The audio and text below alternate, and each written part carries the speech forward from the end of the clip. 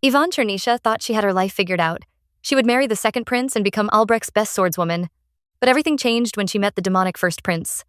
Yvonne was the youngest daughter of the Chernisha family, known for producing the finest knights in the empire. From a young age, she was already known as Albrecht's youngest swordswoman. On this particular day, she once again sets off to visit the palace to see the second prince, Ernst.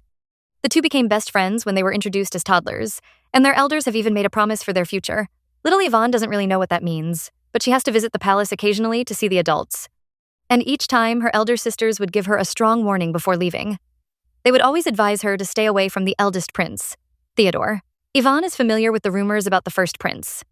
It is said that countless fresh bodies have to be removed each day from his palace, and not a single day goes by in his home without the scent of blood or the shrieks of terror.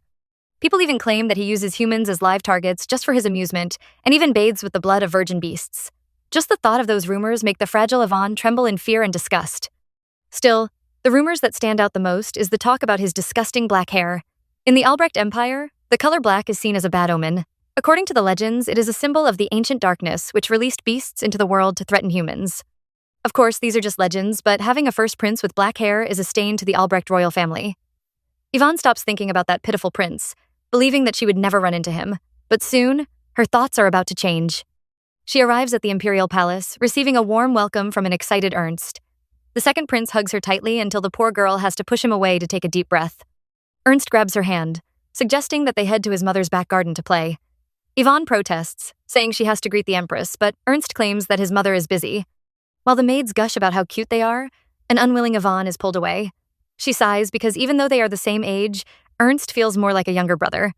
The two head to the back gardens where Yvonne is almost about to die from the heat. Ernst even suggests playing house, which makes the poor girl scream in fear. Knowing the weather is too hot to play house, she chooses to play hide-and-seek instead. Ernst insists that he must be the seeker while Yvonne is pleased that her plan worked. She immediately rushes to hide in a tree, certain that Ernst will have no way of finding her. Just like she guessed, the prince soon wanders off while she enjoys the relaxing weather. But the negative side is that it makes her sleepy and soon she falls asleep while on the tree. Yvonne is woken up by the sound of a sigh and a loud rustling. She opens her eyes, only to see a handsome kid with black hair and golden eyes. The boy even reaches out to touch her hair, making the girl jump away in fright. Yvonne becomes speechless from shock and can only silently try to figure out the boy's identity. The strange kid, seeing her nervous face, smiles to reassure Yvonne. But instead of relaxing, our heroine turns red in the face. The boy is just too handsome and his smooth voice makes her lose her senses. She has to yell at him for laughing, hoping to cover up her shame. The boy is amused by her antics and calls her cute. He jokes about her red face while a shy Yvonne tries to blame the hot weather. He waves his hand like a fan, hoping to cool Yvonne down a bit. Instead, it only makes her face even more red.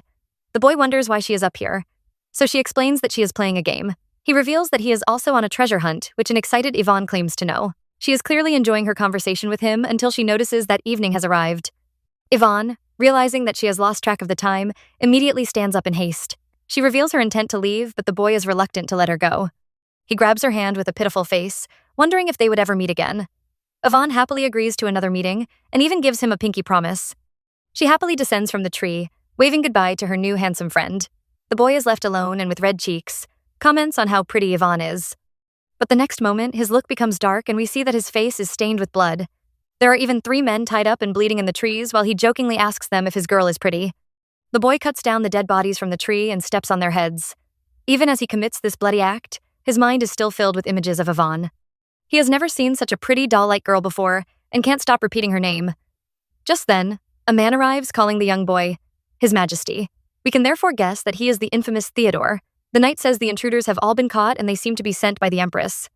The prince isn't too bothered, even suggesting that they return the bodies to the queen as a gift. His guard stops him from committing this outrageous act, explaining that the queen's palace seems to be quite busy. The second prince's guest has apparently gone missing. Theodore smirks, knowing the guest was accompanying him just a moment ago. He turns to his guard, announcing with a cute smile that he has fallen in love. Meanwhile, Yvonne arrives at the palace, causing Ernst to burst into tears while the servants release a sigh of relief. The second prince hugs her tightly, complaining that her disappearance had forced him to think she was in trouble. Yvonne comforts the crying child, explaining that she fell asleep on the tree. Inwardly, she compares him to the kid she just met and Ernst immediately falls short. While he is just like a child, the handsome kid she met was so mature.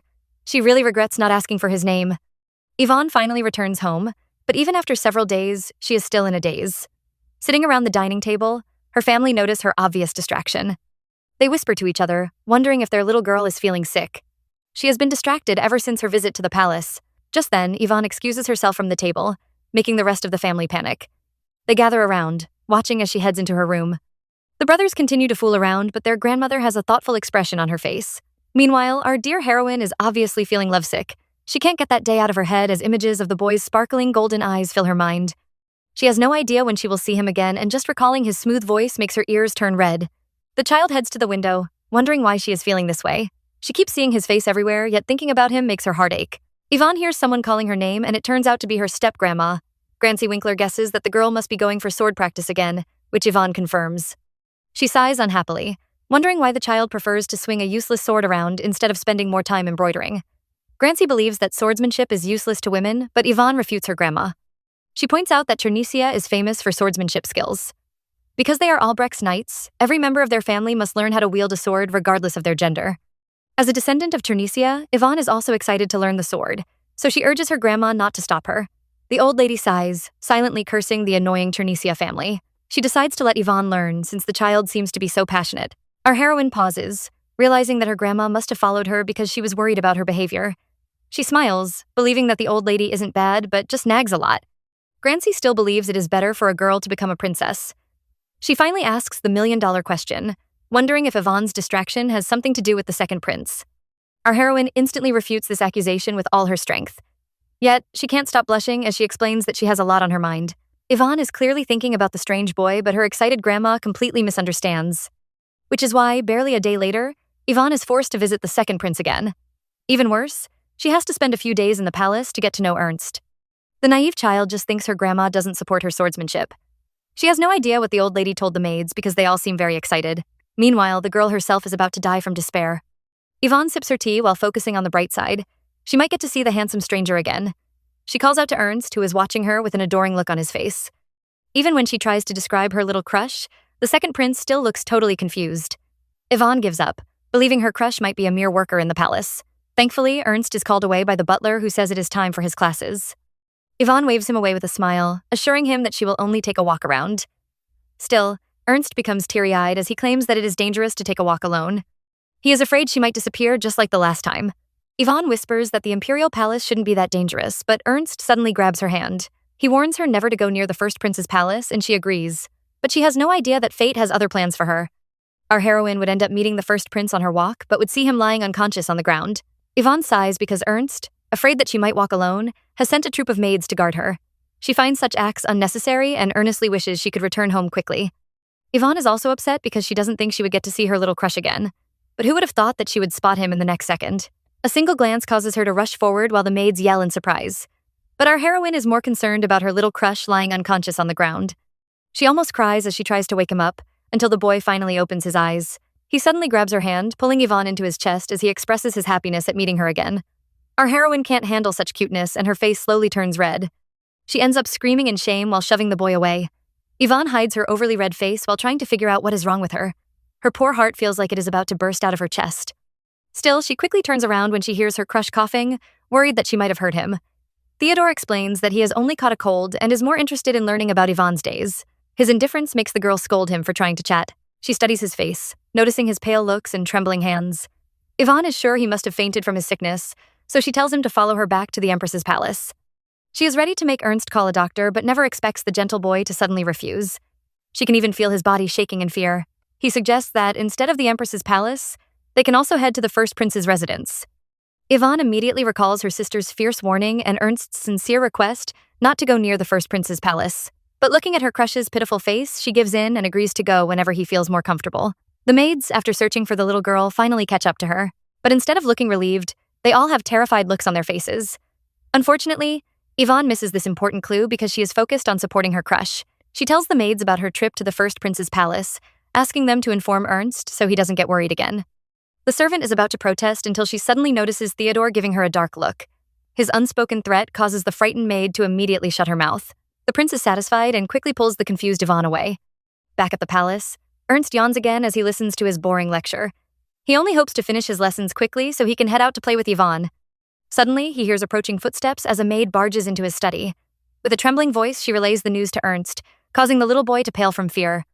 Meanwhile, the two culprits have no idea that the palace is in chaos. They arrive at the first prince's mansion, and after asking Theodore, Yvonne leads him to his room. She immediately notices something strange about the palace. It might look like any other mansion on the surface, but there is not a single soul living inside. It almost looks abandoned. Yvonne still thinks her crush is working in the palace and eagerly asks him about the first prince. Theodore instantly becomes nervous, but when he asks, Yvonne says she is only curious. Everyone says the eldest prince is a scary person, and apart from being careful around him, they also avoid him because of his dark hair. Theodore's gaze becomes dark when the little girl says the rumors might be true. He probably expects her to be disgusted, but instead she asks him to transfer to another palace before the eldest prince can find out. Yvonne is convinced that the first prince must have overworked her little crush, which is why he fainted. She looks ready for battle, so Theodore has to swear that the first prince isn't that bad of a person. Our heroine immediately relaxes her little fists, feeling completely relieved. She even laughs, saying the first prince might actually be a good person and the rumors might just be fake. She eagerly asks her crush to reveal his name since they are yet to do some introductions. Theodore instantly becomes nervous again and stammers. But before he can form a sentence, Ernst suddenly appears. He screams Yvonne's name in fright and with teary eyes, begs his elder brother to let the girl go. Yvonne is stunned when Ernst addresses her crush as Theodore. She turns to him in confusion, unwilling to believe that he is really the eldest prince. Theodore doesn't think it is important, but seeing the girl's frightened face, he finally admits his identity. He is indeed the eldest prince of Albrecht, Theodore Leone. Hearing her crush admit that he is the first prince makes Yvonne speechless. She tries to comfort herself that he might not be the first prince since even the rumors about his midnight black hair seems to be false. Yet when he calls her name, she can't help but flinch and step away. Theodore is shocked by her actions and immediately becomes upset. He can tell that Yvonne is also afraid of him. He tries to reach out to her, but the annoying Ernst suddenly shoves his hand away. The second prince quickly grabs his stunned friend, ignoring her protests as he pulls her out of the first prince's mansion. Yvonne can't help but glance back, only to see Theodore standing alone and looking incredibly lonely. He stares at his hand, which was shoved away before slowly clenching it into a fist. He had tried to hide his identity because he knew this annoying reaction would follow. Darkness approaches as day turns into night, yet the teary-eyed Ernst is still worried about the details of the day. Yvonne is frustrated because she has already explained 1,000 times that she was only helping the sick Theodore. Still, even with her recent explanation, Ernst is convinced that his brother must have threatened her into silence. Out of frustration, our heroine marches towards Ernst, trapping his face between her arms and asking him to look into her eyes. She pats her chest, assuring him that she is totally fine with no injuries. Poor Ernst immediately turns red from her bold actions and can only stammer out a response. But instead of feeling touched, Yvonne just wonders what is wrong with him. Thankfully, the butler interrupts the awkward atmosphere, informing Ernst that it's getting late. He asks him to leave because it is improper to stay in a lady's room until late at night. Ernst is unwilling, but the eager Yvonne almost pushes him away. Before they leave, the butler once again turns around, expressing his happiness that Yvonne returned safely. Our heroine is left alone, wondering why everyone acts like she was kidnapped by a monster when nothing even happened to her. She can't understand why everyone talks about the first prince in a bad light. To Yvonne, Theodore, with his warm smile, is one of the kindest people she has ever met. Recalling his sad, lonely face, her eyes fill with a determination to see him again. The little couple are definitely in sync because Theodore is also moping by his window while muttering Yvonne's name again. A few days pass with no contact between the two. Yvonne is at the library trying to find some books, but instead of helping her, Ernst is running around with his makeshift weapon. The girl thinks he is playing a game which upsets the little prince. He earnestly declares that his brother might show up anytime, so he is trying to protect Yvonne. Our heroine suddenly becomes stern, telling Ernst that he doesn't need to worry. The boy is surprised, but she asks him to go for his lessons instead of playing around like this. Ernst happily announces that he is taking a day off from studying, making Yvonne sigh at how lazy he is. She continues her search while thinking of a way to deal with Ernst. The second prince doesn't know that he is just a burden and happily comes over to see what Yvonne is doing. Our heroine is searching for any books related to imperial history from over a decade ago. Ernst helps her search until they both find the most recent document. Yvonne happily grabs it, and when Ernst asks, she lies that she is just curious. The truth is, our heroine wants to know why Theodore was abandoned even though he is the first prince of Albrecht. Unfortunately, her intentions are misunderstood by the naughty Ernst, who begins to blush. He has convinced himself that rescuing Yvonne from the first prince made her fall in love with him. He even believes she is searching about the imperial history because she is preparing to be the crown princess. Ernst can't hide his smug smile as he grabs her hand, promising to become a good emperor and husband. Yvonne is confused at first, until her face suddenly becomes filled with dark clouds. She scolds Ernst with a loud voice, almost causing the whole mansion to topple over. Our heroine rejects the idea of a marriage with the second prince, believing that a wedding should be about love. Ernst tries to explain, but the frustrated girl slaps his hand and runs away. He tries to chase after her, but when he turns the corner, Yvonne has gone missing.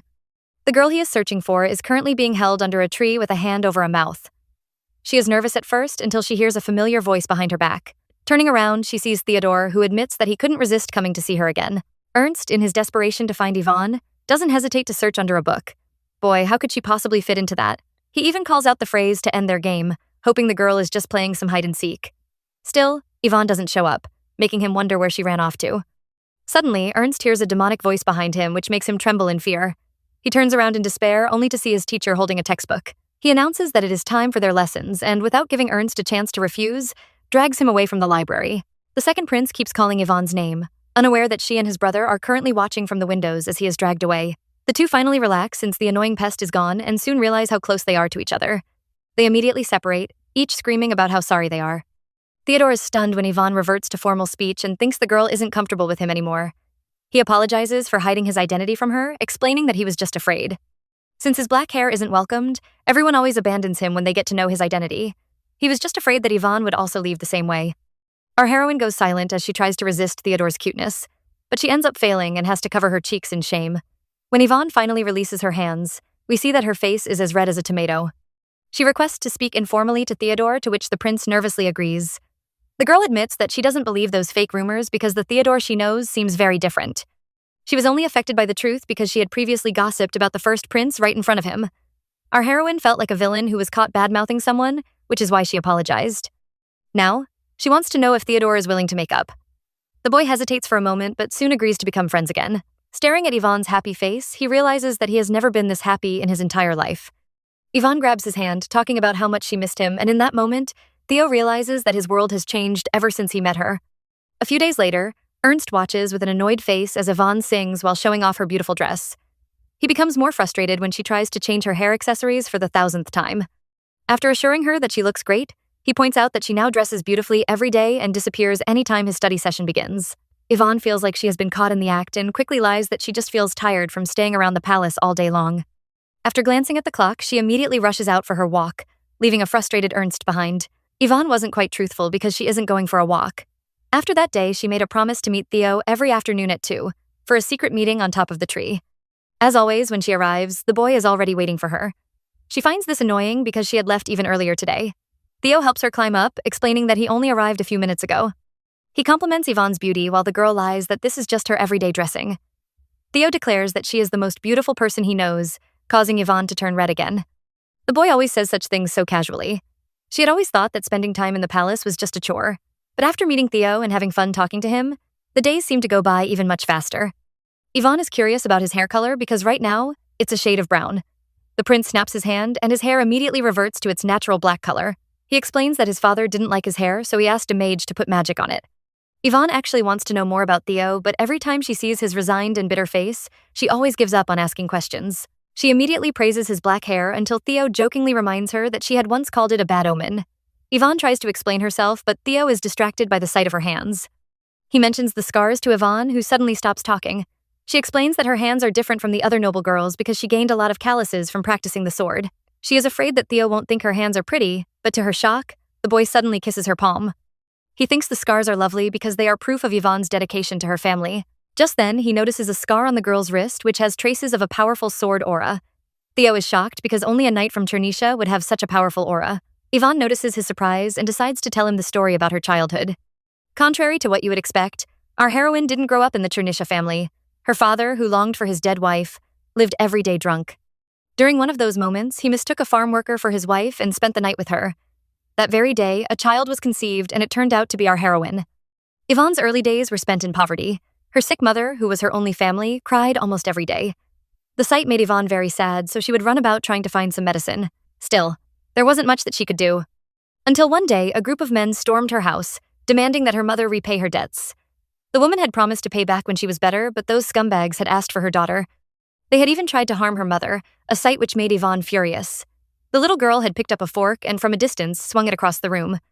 It ended up stuck in the wall, just a little distance away from the man's ears. The terrified scumbags had run away in fear while little Yvonne trembled before her mother.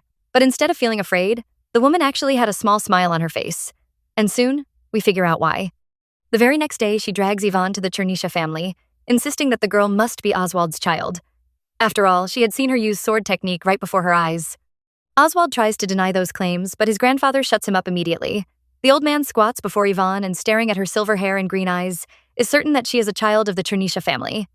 In return, her mother demands for a huge amount of money, which will be enough to live a life without worries.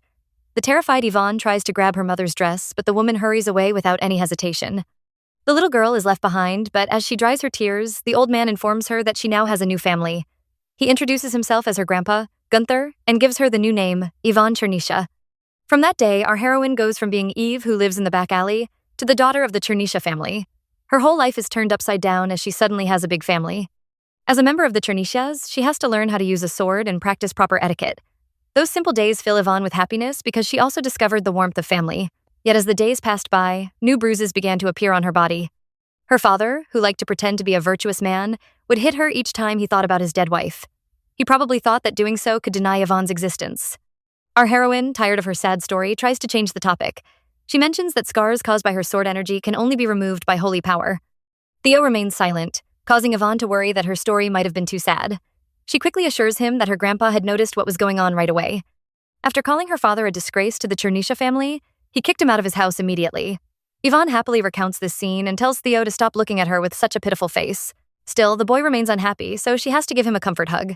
Yvonne secretly thinks that Theo might just be an idiot.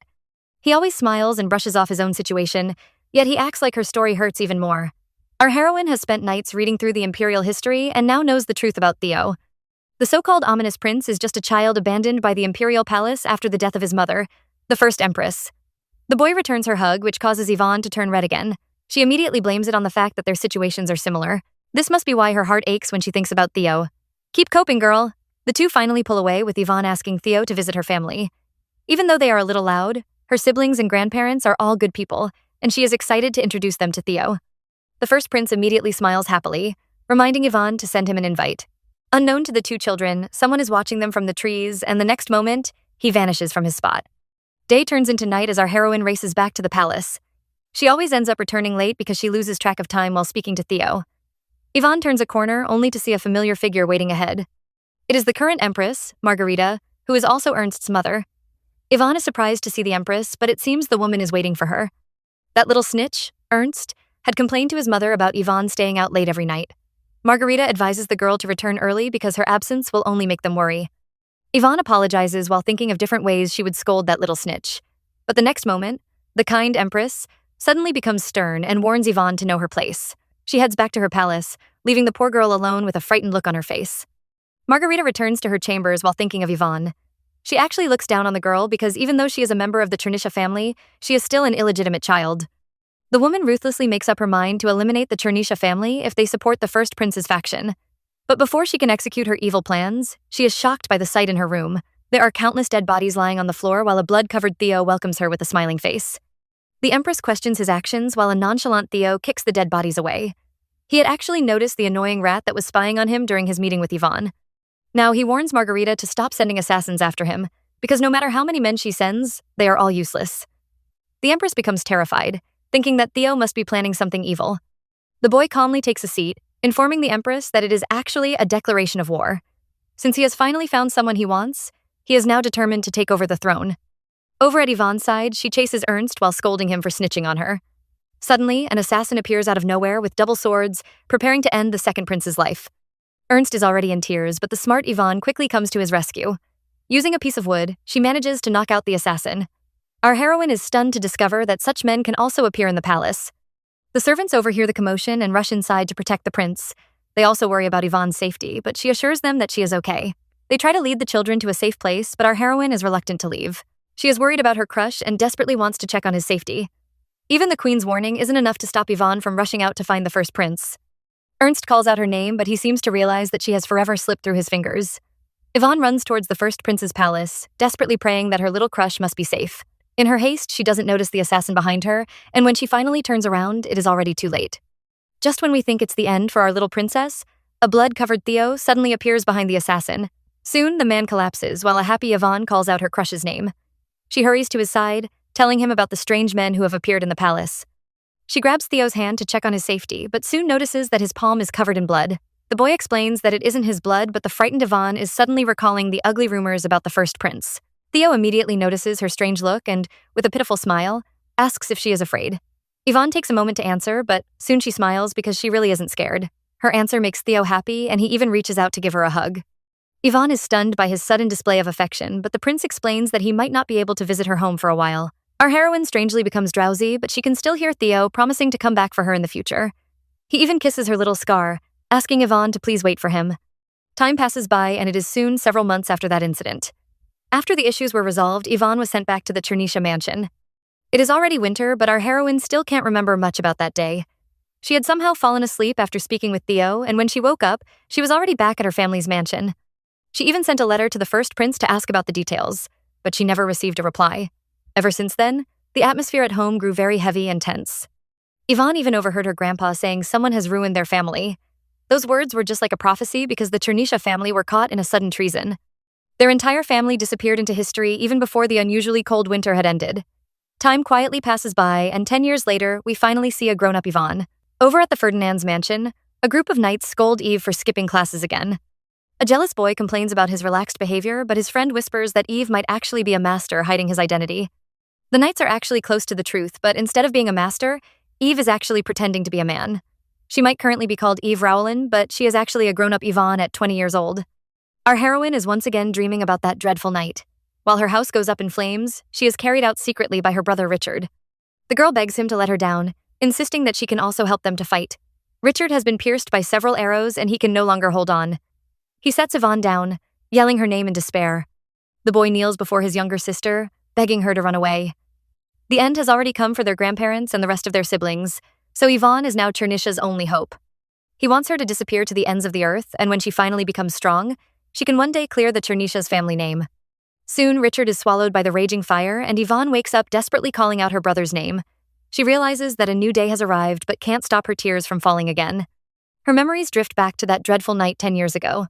Surprisingly, the person that saved her from that raging fire was none other than the second prince, Ernst. He arrived with his knights, but Yvonne had rejected his touch. She curled up into a pitiful ball, crying because her entire family was dead. Her behavior also made Ernst cry, and he tried to comfort her with a hug. He had made a promise to the Empress to save her, and he vows to protect Yvonne from now on. The next day, our heroine is sent to the Empress's maternal family, the Ferdinands. Rudolph, who is also the Empress's elder brother, doesn't look too pleased to see Chernisha's only survivor. He tells the girl to throw away her family name because from now on, she will be a common orphan who caught his eye and became his apprentice knight. He grabs Yvonne, warning her to always remember who saved her life. Just then, he freezes in shock because he can feel a surge of Leo Bronte's holy power coming from Yvonne's scar. Rudolph is convinced that he is mistaken because ever since the death of the Leo Bronte's family head, no one could use the holy power. He casts a spell on Yvonne, cursing anyone who recognizes her and calls her by her true name to die a horrible death. And that is how our heroine begins her new hellish life. Back to the present, Yvonne is drawn out of her thoughts when she hears someone calling name. The redhead girl, who is called Lady Katerina, accuses Yvonne of pretending not to hear her. Our heroine explains that she was truly lost in thought, but the woman insists that those are just excuses. With how arrogant she is acting, you would think Katerina Ferdinand was a true noble lady. Instead, she's just a daughter adopted by the Ferdinand family for the purpose of marrying the next emperor. Yet, for some reason, during the girls' recognition banquet, she requested that Yvonne become her personal servant. Katerina, who has dedicated her whole life to making Yvonne miserable, once again slaps the girl on her face. She reveals the reason she has never liked Yvonne. The boy always acts like a noble and would look at her like she is just a lowly creature. Katerina finds it annoying because he is supposed to be a slave with an ordinary title of apprentice knight. She really desires to end Yvonne's life, but is also eager to show off her status as the next empress. Hence, she decides to let Yvonne live so he can understand his true status. Just then, a loud voice yells Katerina's name, and the girl turns around with a smile. The newcomer approaches, and we see a man with white hair and a stern face. He is the current head of the Ferdinand family and Rudolph's son, Benjamin. He questions Katerina's actions, but she happily replies that she is just educating Yvonne. Benjamin says she has no authority, but she reminds him that Yvonne was gifted to her by the Ferdinand's family head. What she does to him should be nobody's business. Still, she promises never to lay a hand on the knight again if Benjamin can fulfill his promise. Yvonne immediately becomes alert, interested in knowing what the promise might be. She isn't disappointed as Benjamin announces that the day has finally arrived. Emperor Theodore will soon visit their mansion. Yvonne immediately freezes in shock, thinking about her childhood friend Theo.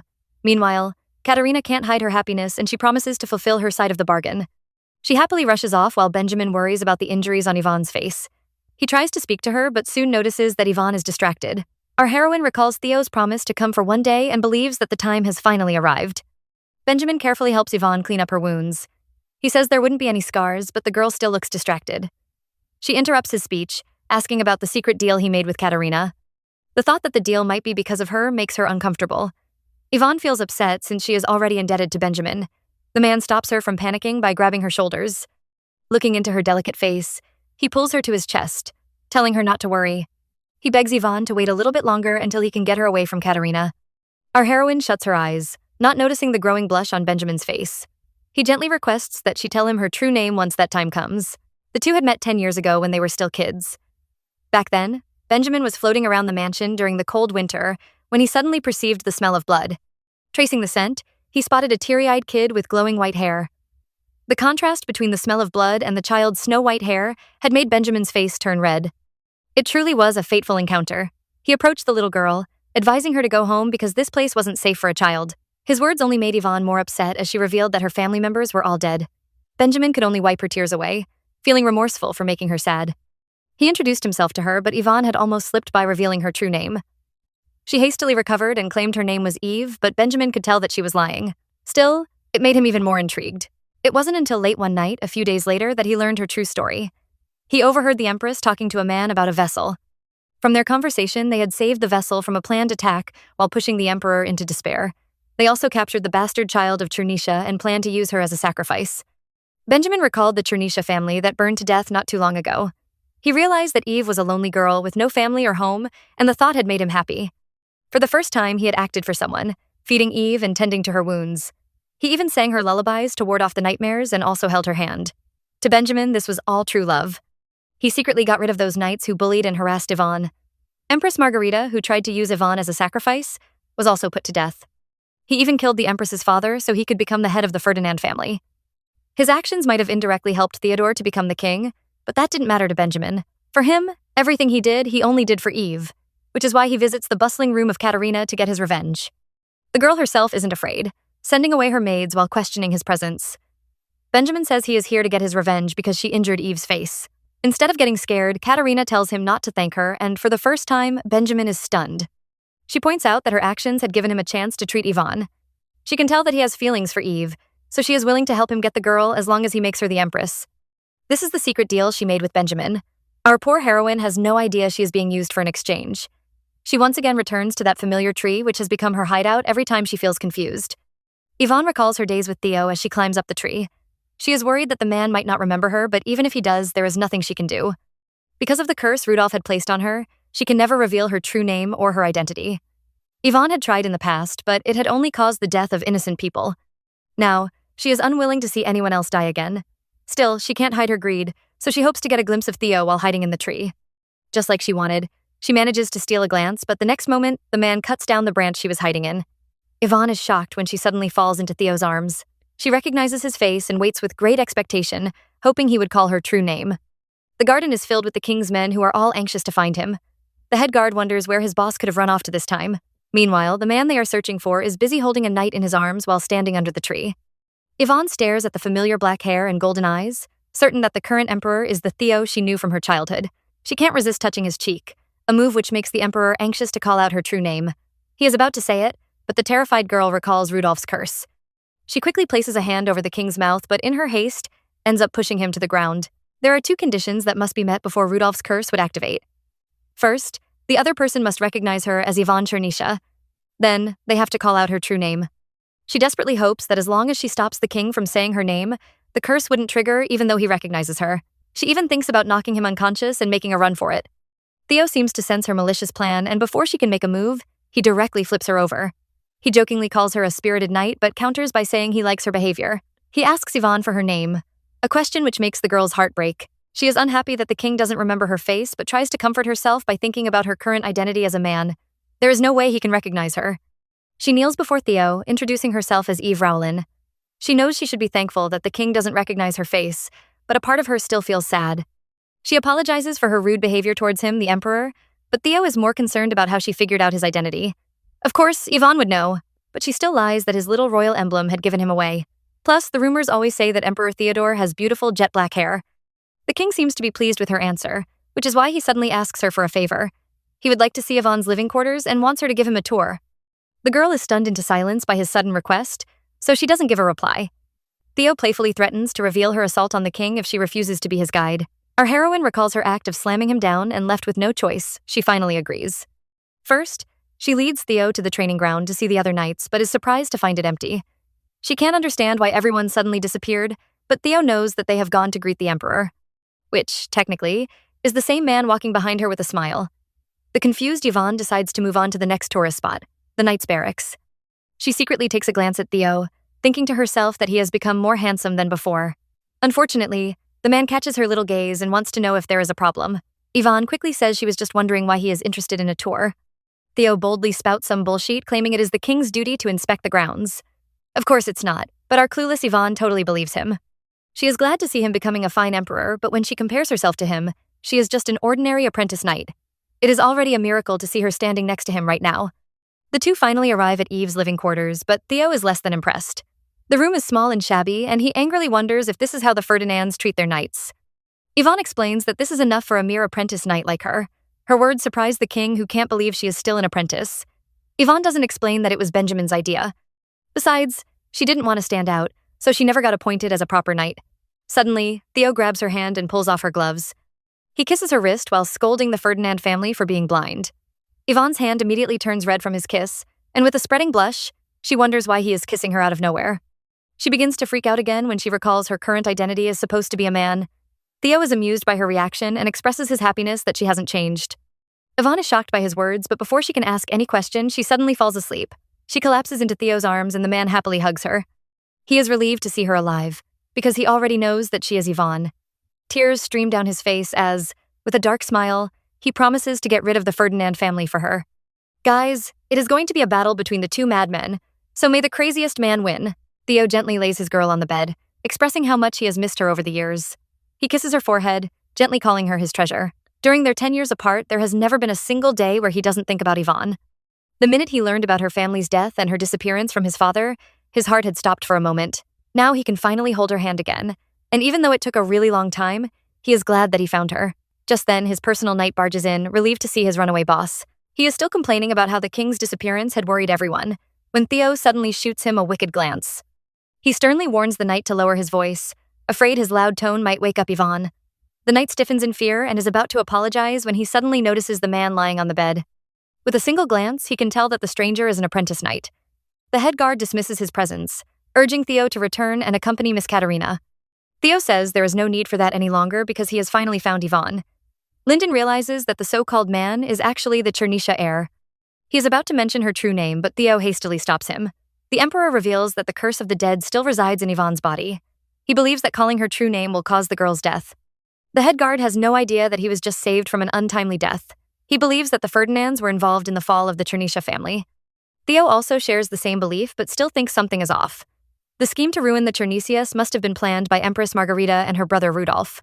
Yet the two ended up dead and their murderer hasn't been found. Furthermore, the curse that should have disappeared after Rudolph's death still resides in Yvonne, concealing her identity. Theo is annoyed when he thinks of this, so he issues an order to Lyndon. He wants his personal guard to find every piece of information about the apprentice knight, Eve Rowellin. Yvonne is having a pleasant dream. She is back with her family members and happily rushes into their embrace. Suddenly, the person hugging her transforms to a steamy-looking Theo. He caresses her face while whispering that he has always longed to see her. Yvonne wakes up from that strange dream with a suspicious blush on her face. She is surprised to find herself lying in bed and has no idea when she slept off. She tries to recall the events that happened, desperate to know which parts were real. She is afraid that the part where she met Theo might just be a dream as well. But soon, she recalls the moment he kissed her finger and is certain that it wasn't an illusion. She races outside, desperate to find her lover. But instead of Theo, she bumps into the anxious Benjamin. The man looks relieved to see her as he reveals he has been searching all over for her. Yvonne tries to excuse herself so she can find Theo, but Benjamin refuses to let her go. He even tries to drag her away, insisting that she has to stay hidden for now. He begs Yvonne to listen to him, but our heroine's thoughts are fixed on Theo. She breaks free from Benjamin, promising to be back in a moment. She only wants to check on Theo, but the man keeps telling her not to go that way. Yvonne refuses to listen, and now she finally sees why Benjamin tried to stop her. Out in the courtyard, the servants of the Ferdinand family are all kneeling before a man. Yvonne realizes that this is Theodore, the man known as the young tyrant of Albrecht. She had always thought those rumors were false, but right now, it looks like they might just be true. Theo seems to sense his lover's presence and quickly turns around with an innocent smile.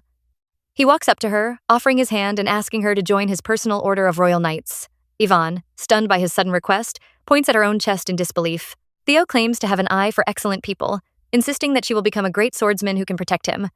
Yvonne stares at him with hopeful eyes, but soon becomes sad when she recalls her status. Right now, she belongs to the Ferdinands. As if to prove her point, Benjamin immediately jumps forward and, while shielding Eve, tells Theodore that it won't be possible. Of course, his rejection instantly makes our male lead furious. Benjamin's rejection makes Theo furious, so he decides to take his petty revenge. He pretends to just have noticed the man's presence, saying he must be the new head of the Ferdinand family. Benjamin is furious and even clenches his fist in anger. Still, he has to kneel before his nemesis as he introduces himself to the master of the Albrecht Empire. Our male lead truly can't hide his smug smirk.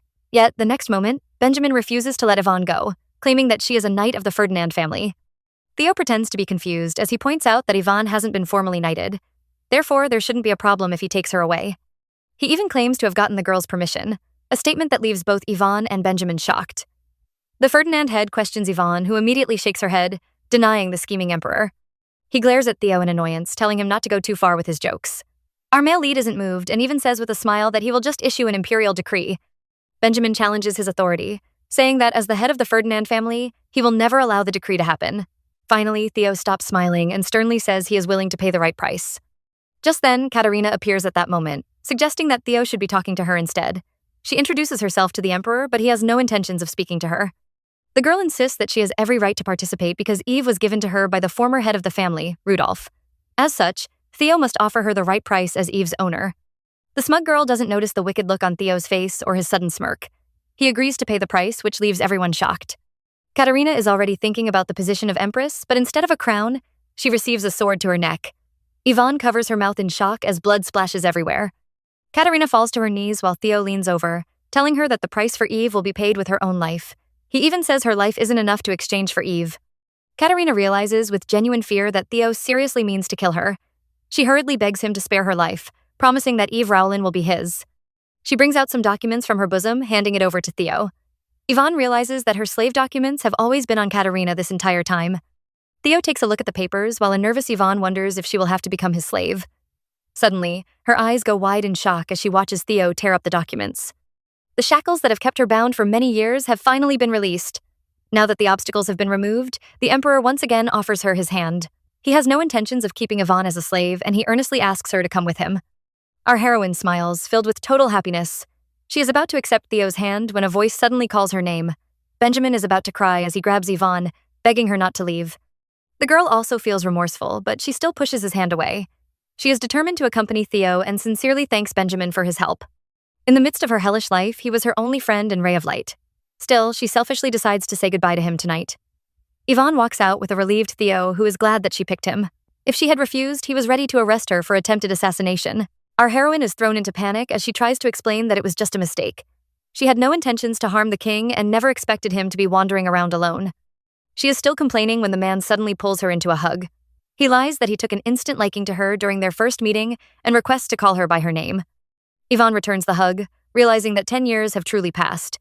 Now they are meeting again under new identities, and even his body and embrace seem strange. The only thing that hasn't changed is his familiar scent, and it makes Yvonne teary-eyed. She agrees to his request, feeling like she has returned to those precious times 10 years ago. Benjamin keeps thinking about Eve and her rejection. Seeing the girl he loved for over 10 years walking away with another man makes him very furious. We can even see a couple of veins running up his neck. The servants scream as they crowd around Katerina, worrying about her safety. The butler tries to call his boss, but one look at Benjamin's furious face makes him shiver in fear. The lord looks like a demon from hell as he curses the emperor, calling him a Leo Bronte. Meanwhile, the man he is cursing is currently teasing his new knight. He jokingly calls out to Eve, asking if she is all right. Our poor heroine can't hide her blush as she sits stiffly, afraid to even move a muscle. She is about to turn into a statue, yet still insists that she is fine.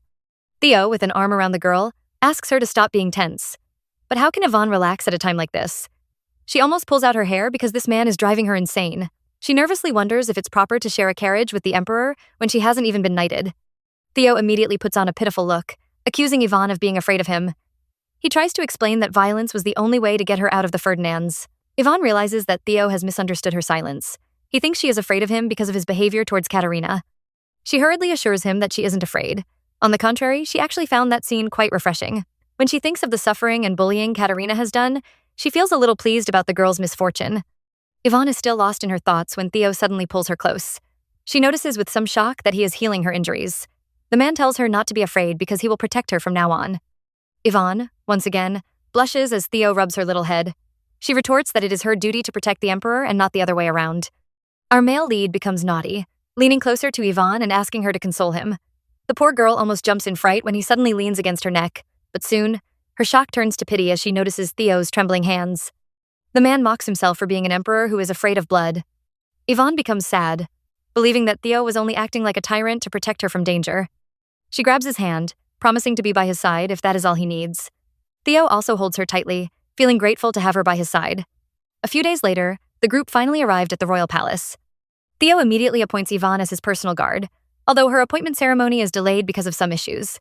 Still, she is now a part of the king's royal order and can finally hold a proper sword. Yvonne expected the atmosphere amongst the knights to be full of bullying. Instead, the men almost shed tears as they welcome her into the order. Instead of being upset that an apprentice knight joined the king's personal guards, they all call her their savior. Every day is full of peace, making it seem like the last 10 horrible years had never happened. Yvonne is quite happy with her life, but there is just one problem. The emperor always insists on pampering her. Just like today, he is worried that her legs might hurt from standing guard, so he pulls her over to take a seat. He even offers her a wide variety of snacks. Yvonne protests, insisting that it is her duty to protect the emperor. Instead, Theo shoves a cake into her mouth as a way to shut her up. He tries to convince the girl that she doesn't need to stand all day just to keep him safe. He even says his previous knights also had this privilege, a lie that shocks the poor assistant standing behind the couple. Yet he is forced to agree, especially when his boss looks at him with that terrifying face. Poor Yvonne is successfully brainwashed, believing that she can also sit while performing her duties. She begins to see Theo as a kind boss and can't understand why the other assistants seem so afraid of him. Our innocent girl has sat through his meetings, and while she thinks he is treating everyone nicely, she can't perceive the hidden threat behind his words. He even vowed to force-feed the poor chef, but in Yvonne's eyes, he was just being kind. He also gave his royal knights a break, insisting that he has a good guard by his side. Our heroine believes the people are just afraid of his royal status. She is still in a daze when the naughty Theo suddenly leans over to lick off a crumb from her face. Yvonne freezes in shock, but she isn't as startled as the poor assistants. They immediately run away, leaving the couple behind. Yvonne blushes in shame while a happy Theo celebrates the sudden peace. He even places his head on her lap, claiming that he needs to take a short rest. The emperor teasingly grabs Yvonne's finger, asking her to play a game with him. Our heroine's mind becomes a mess as she is faced with a sudden problem. What on earth is she supposed to do if the emperor always behaves like a child around her? Time passes by as the day turns into evening. Yvonne tries to convince Theo to get up, but the man refuses. He wants to play a little longer, but our heroine glances at the huge amount of paperwork still piled up on the desk. She has to make a tough decision as a personal knight, to kick her boss awake or allow him to continue slacking off. Theo keeps whining about playing a bit longer, making Yvonne wonder if he has always been this childish. She stares at his handsome face, but is suddenly hit with a surge of jealousy. Does Theo behave this way around everyone else? Our male lead, confused by her question, hurriedly stands up, thinking that the girl might be uncomfortable. He caresses her face, saying he can only relax when he is by her side. Everyone else is always afraid of him, so he can never receive any comfort even when he feels sad. Yvonne is upset since she can feel Theo's hand trembling again. She gently caresses his fingers, telling him not to worry because she will always be by his side. For the first time, we see a shy look on our male lead's face. He can't control his emotions and suddenly pushes Yvonne onto the couch. The girl watches in surprise as Theo looms over her with an alluring gaze. He wants to know what she is thinking about, but Yvonne has no thoughts in particular. Theo whispers that it's quite a shame because he wants Yvonne to only think about him. He leans even closer, revealing that the girl has occupied all his thoughts. He gently calls her the most beautiful person he has ever seen, a compliment that makes Yvonne blush. She has to close her eyes, afraid her racing heart might just burst out of her chest. A second later, she shoves Theo away, scolding him for calling a man beautiful. Yvonne wants him to remember her identity as a man, but to her shock, Theo says it doesn't matter. She stares into his handsome face, which seems to be glowing, and for the first time, realizes that a man can also be beautiful. The emperor is ready to take things to the next level, and even leans over to kiss Yvonne. Sadly, the girl pulls away at the last moment. She quickly runs out of the room, not noticing the moment Theo calls her by her true name. Yvonne escapes from that awkward situation with a red face, but doesn't know how to calm her racing heart. She is still in a daze when a group of knights suddenly appear. Their worry about her safety makes Yvonne think about that near kiss. In a panic, she denies that something happened, but the men are convinced she must have angered the emperor. They jokingly tell her not to worry about the maniac since he is known for being vicious. Yvonne immediately becomes furious and yells at the men for speaking badly about the emperor. Knowing that she overreacted, she excuses herself to cool off for a bit. Our heroine keeps walking until it becomes dark. She heads to the garden, noticing how it feels the same even after 10 years. She had always assumed her wild emotions were because of the memories that returned after spending time with Theo. But now she realizes that she has always been in denial. There is only one thing her racing heart could mean, that she has fallen in love with Theo. Yvonne is unwilling to indulge in those feelings because she has no time for love. She has to become stronger so she can clear her family's name from treason and find out if her relatives are still alive. Yvonne covers her face in despair, knowing she wouldn't be able to get anything done if her emotions take control. She is still drowning in her sadness when she suddenly hears a strange sound behind her. Our heroine turns around to confront the intruder, but is shocked to see the familiar golden hair. She stares at the handsome stranger who turns out to be her childhood friend, Ernst. Far from being happy, Yvonne actually looks irritated when she recognizes Ernst's face. She still recalls the promise he made after that dreadful fire, to come for her and protect her from now on. Yet he had never shown up during those 10 years, making Yvonne feel like a fool for ever trusting him. Out of anger, she shoves her sword into the tree near Ernst's face, warning him not to call her true name if he still wants to live. The second prince is still as timid as ever, instantly breaking into tears and apologizing for breaking his promise. Yvonne is amused by his behavior because he is still the same crybaby from her memories. She pulls her sword away, telling him that the Yvonne he seeks no longer exists. Instead, she is now Eve Rowellin. Ernst doesn't give up and keeps apologizing while crying his eyes out. Eventually, Yvonne has to spend a good amount of time comforting him before he finally calms down. She gets to hear his own side of the story, finding out that he had tried several times to contact her. He was always stopped by the Empress and her brother Rudolph. They had forced him to sign a deal. He would get to see Yvonne only if he got engaged to Katerina. Ernst agreed, but before the engagement, his mother and uncle suddenly passed away. The engagement was called off, and Ernst, who had lost his loyal supporters, could only watch as Theo became the crown prince and then emperor. Even though he had no intentions of fighting for the throne, he was still forced to live under several monitoring eyes. The second prince finishes his tale, once again apologizing for abandoning Eve. The girl assures him that it's all in the past and is quite surprised that he could still recognize her face. Ernst smiles happily, saying there is no way he wouldn't recognize Yvonne. His words make the girl upset as she recalls that Theo couldn't recognize her at all. Speak of the devil. The two are interrupted by Theo's cold voice. He was worried because Yvonne had only asked for a moment, yet never expected the girl to be lazing away. He scolds her for fooling around with an outsider during working hours and roughly grabs her arm to pull her away. Ernst tries to explain on her behalf, but his stubborn brother just storms away in anger. Yvonne doesn't resist as Theo pulls her into the palace, but his grip is beginning to hurt. The emperor, driven by his jealousy, questions her for spending time with Ernst. He points out that they were in a secluded spot and looked quite intimate. Yvonne instantly flinches, and even though she hasn't received any injury, her heart feels like it is being pulled out of her chest. She apologizes for abandoning her duty, but reminds Theo that he has no right to be angry. Besides, she secretly thinks to herself that he couldn't even remember her face. Our male lead can't control his feelings anymore and finally admits that he likes Yvonne. Of course, he would be angry to see the girl he likes spending time with another man. We expect Yvonne to blush after hearing his confession, but the girl starts to cry instead. She is upset because Theo couldn't recognize her as Yvonne, yet he claims to love the current Eve. Our male lead immediately panics at the sight of his woman's tears. He pulls her into his chest, apologizing for making her upset. Yvonne cries even faster because she truly enjoys this caring side of Theo. She has truly fallen in love with this man. As if he can read her thoughts, the emperor suddenly pulls back, asking her to confess her feelings for him. Yvonne hesitates until Theo shows his weak side. He leans against her neck, begging her to admit her feelings. Our heroine finally confesses her love for Theo, leading the two to share their very first kiss. Yay. They are ready to take things further as they return to their little couch. Theo has already taken off his shirt, but when he tries to do the same for Yvonne, she finally reveals that she isn't a man. Theo grins, admitting that he always knew she was a woman. He also knows about her true identity as Yvonne from his memories. Our heroine immediately panics, warning him not to say that name, but it is too late as Theo declares his love for Yvonne Chernisha. Yvonne has two important memories she can never forget. One was the day her mother apologized for making her carry all the burdens and presented her with some candy. The second was the day her new family surrounded her and melted away all her anxieties. Now our heroine has found a third important memory, the day Theo calls her true name and breaks off the Ferdinand curse. She is surprised to see him still alive, but he reminds her of his promise to protect her forever. Now that the curse is gone, he requests to love the crying Yvonne. The girl agrees while secretly thinking that she will never forget this day.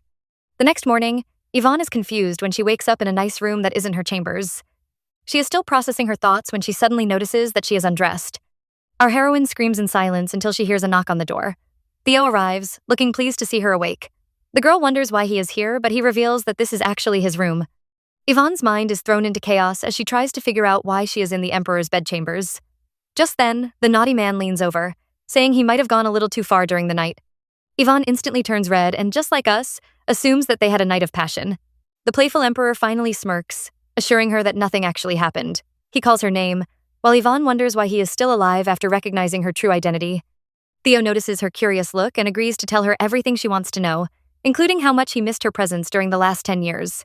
The two settle for breakfast, but Yvonne is dying to know when Theo recognized her identity.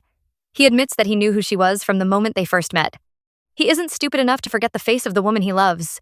Yvonne turns as red as a cherry but still scolds him for acting like he didn't recognize her face.